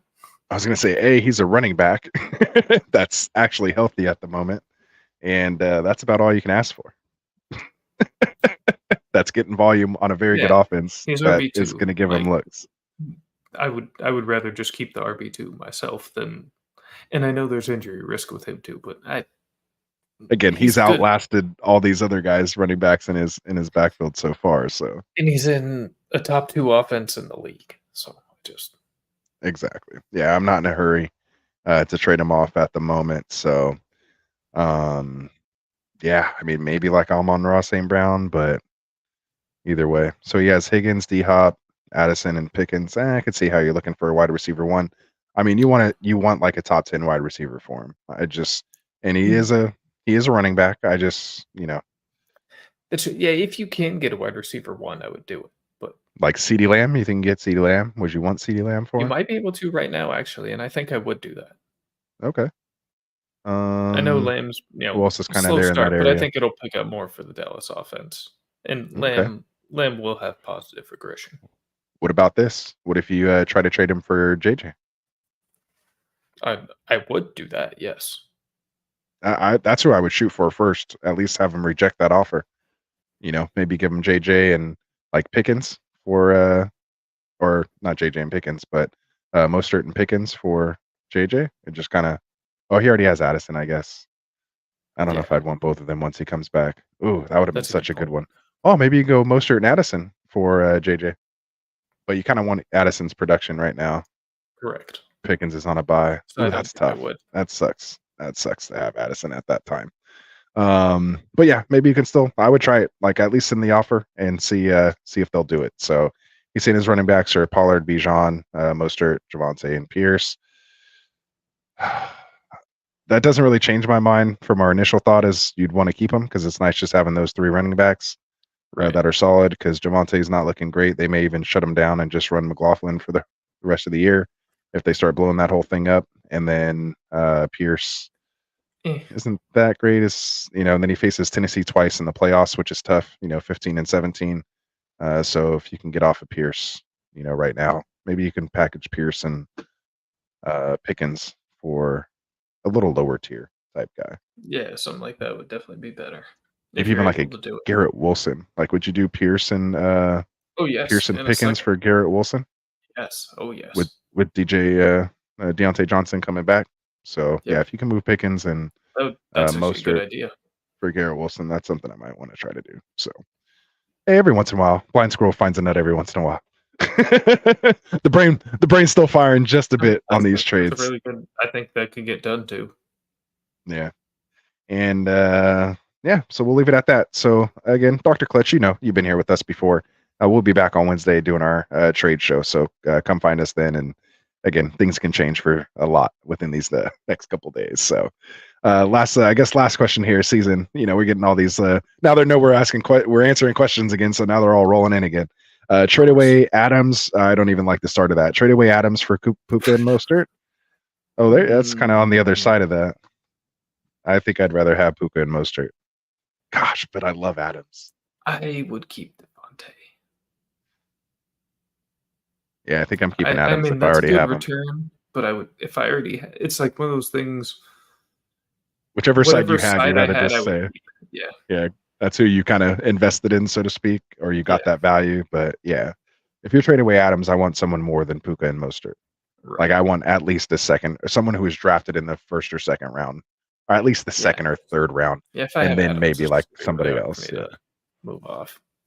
Exactly. So Kyle Flint, looking like he's coming in here from the boardroom side of things. So, this is KJ. What are you doing up? Oh, it's probably like morning over there. He says commentary on who you think will be better rest of the season, Stevenson versus Gibb for redraft. So he actually hit me up on a DM for this. I said Stevenson I think just Stevenson because too. Yeah. All right, so that makes it easy. So we're both Stevenson. And you know how we're in the same league together, man. You can hit us up on DM for that so we can kill this live show. It's almost been 3 hours, so we're gonna get out of here. So yeah, and I know I could say that to him just because he's our boy over there. But yeah, so, no, Stevenson. No, this I think Don't Gibbs give him will quite also yet. improve as it goes. But yeah, I'm not getting totally off of Gibbs, but I think the situation is much better for Stevenson to just get there through volume more than anything. Absolutely. No, I appreciate it, man. Appreciate it, KJ. We appreciate it, brother. Always, man. Absolutely. Appreciate it, KJ. And Drunk saying he loves the late streams. There we go. I can't believe you guys are freaking animals out here still at 3 a.m. Like, what are we doing here? What are you guys doing here? Like, we just were hoping you guys would watch this in the morning. Like, I did not expect anybody to be on here live. This was this late, way more engagement than I was expecting this is tonight. Crazy. Yeah, y'all are awesome, man. Y'all are really awesome. All right, so of course I got to take care of some housekeeping things here, and we'll get the heck out of here. So for those of you guys who don't know, maybe if you've been living under a rock or a mountain, a boulder, whatever you want to call it, but we have underdogfantasy.com, man. It's a best ball platform. They have a variety of different in-season contests from their weekly drafts, DFS type, best ball drafting. In addition to that, they have their pick'ems and specials and things there. So go check out underdogfantasy.com. Use that promo code GetRight when you make your first deposit. They will match it from $10 now up to actually $500. They'll do the match. Might be for a limited time. It looks like they extended it, so I keep checking it every day. They still have it, so get it while you can. More importantly, they're doing, well, I don't want to say more importantly, but another awesome thing that Underdog's doing is they're giving away $100,000 every Sunday, man. See, usually my boy Frank's here putting up these things up. So best ball for those of you guys who don't know, just a back up there, just a second. No waivers, no trades, no setting your lineups. You just kind of draft it, set it, and forget it. And then because a lot of those are done already, now they're doing their pick'ems right now. And then, like I said, they're doing their 100K giveaways. So basically, their feature pick. All you have to do is include them in one of your entries. This week, it's Cooper Kupp, higher or lower than 90.5 total yards. And if you included him in your pick, in one of your entries, they're going to just select 10 people at random and give them $10,000 each. So you don't even have to get it right. You just have to include the pick, which is amazing. So make sure you guys go check that out. And again, use that promo code GetRight. Not only that, for new customers, when you do sign up using that promo code, they'll also get you a new customer special. This week leading up to the early games, it's going to be Joe Burrow can't say that, higher or lower than a half a total yard. So basically like a free pick on one of your entries there. So make sure you guys go check out underdogfantasy.com and use that promo code GetRight, and make sure you guys play responsibly. Lastly, I want to bring up our affiliate channels here. So we got Tim and AJ over at the Fantasy Frontline podcast. You got the Checkdown podcast with Cody McGoats, Shirtless Pat, and the fellas over there, and Greg. And then our boy Adam, them boys, as you guys know him, is going to be starting his show soon here, the Dead Zone Fantasy Show. So make sure you guys go into the description, check out the links, subscribe to the channels, because when we do our 1,000 subscriber giveaway, you're going to have to be subscribed to these guys in addition to us. Plus, you guys got to go subscribe to Tycoon's channel as well, the Fantasy Boardroom. His link is in the description as well, too. So make sure you guys go do that, support him. You know, coming out here, spending 3 hours with us, answering your questions. Go throw him a subscribe if you're watching right now. So other than that, man, just real quickly, give you the floor real quick. Tell the people that may not know where they can find you, what you got going on, and all that good stuff. So go right ahead, man. I know it's late, but power through. Hopefully this late I can remember. Yeah, geez. Yeah, you can find me over on Twitter at FF_Tycoon. And you can also find me on YouTube at the Fantasy Boardroom, stream every Wednesday night, except for this week, a little bit of life got in the way. Also doing a proper football, no, but really a soccer betting show, premier betting show. So if you are looking to get some bets in there on the pitch, make sure you check us out on YouTube there at Premier Betting Show. Also, if you do go check out the concurrent stream here on Fancy Boardroom, you will also find our Discord link in the description. So please go there, check out the Discord where you can stay up on current picks. As far as fantasy start sit discussion, trade discussion goes on over there as well, similar to the Get Right channel on Sleeper. And also prop picks are posted, NFL bets are posted, and bets for other sports as other seasons go along. So check us out there. Absolutely, man. It's like you're like a professional. I love it, brother. I love it. Yeah, you guys got to check him out, man, with his betting and props and all that stuff, man. Does pretty well. I know you guys were on a good run there for a while. Last year, I know you had some good runs, and then now you're doing the soccer and stuff like that too, man. So you guys are all in it. So there you go. And again, just shout out to you freaking degenerates out there, man. Still hanging out with us, saying goodnight. We can all go to sleep now, man. This is awesome. I think I already put that one up, but he's saying do more late streams like this for Squidward, man. So there you go. Season said, don't think y'all answered this question earlier, but Superflex, should I roll with Tanny, Tyrod, Mondre, or Lockett? Oh, I think I might have did skip that. So real quick, Tanny, Tyrod, Mondre, or Lockett in his Superflex. I think I'm going Lockett. Yeah, me too. There we go. So, and he says, have a good night. So there we go. Drunk Squidward said also, is there going to be a Sunday morning show? Classic will be here on Sunday for you guys. He's taking his anniversary weekend ends at 8 o'clock Pacific time. I don't know what time that is, Eastern, 8 or something like that, but he will be here for you guys. I might try to pop in there too, but I don't know. I might still be sleeping after tonight. Then we got the citizen asking Foreman or Hubbard full PPR. We did answer this one earlier. I think we're both Foreman on that one. Foreman, yeah. If you really need a potential higher ceiling, Hubbard and full PPR, but in general, Foreman. There we go. And he said, I showed up late. Have a great night, guys. Yeah, but we'll be back here Sunday, man. And again, you could just go back, check out the show. We answered a lot of those questions. We went even more depth on it. And then, of course, you can check out the actual game breakdowns for those games, and we'll go there. So, again, got to all the chats in there, man. Appreciate you guys for everything. Again, we are at 1,000 subscribers now, man. So keep us going, man. We don't want to be the best kept secret. Send the link out to your leagues, your friends, anybody that you can tell, man. Have them go subscribe to us here, man. We'd appreciate it. And if you're subscribed, make sure you hit that like button for us because it helps us out just as much. Other than that, man, again, Tycoon, I can't thank you enough for freaking being crazy enough to do this here with me. And I think I'm about to just pull out a pillow and sleep here on the desk tonight because I don't know if the wife will even let me back in bed doing the stream until 3 a.m. Wake her up when I go in there too. Jeez. You know what I mean? We might have to sleep together on this one. We'll be on a cot next to each other and try to get some sleep. But nah, man, really appreciate you. Can't thank you enough, man. Absolutely. So for myself, man, for Dustin, for Frank, for who else am I missing? Classic Mike, of course. For me, for you, for everyone involved, man, here at Get Right Again. We can't thank you guys enough. Other than that, man, we're out of here. We'll see you on Sunday. Good luck this week, guys. And let's get the heck out of there. Go to sleep. You guys need to go to bed. Yes, go to sleep. Later. Absolutely. Later, guys. Wanted to write fantasy is the play. Marking off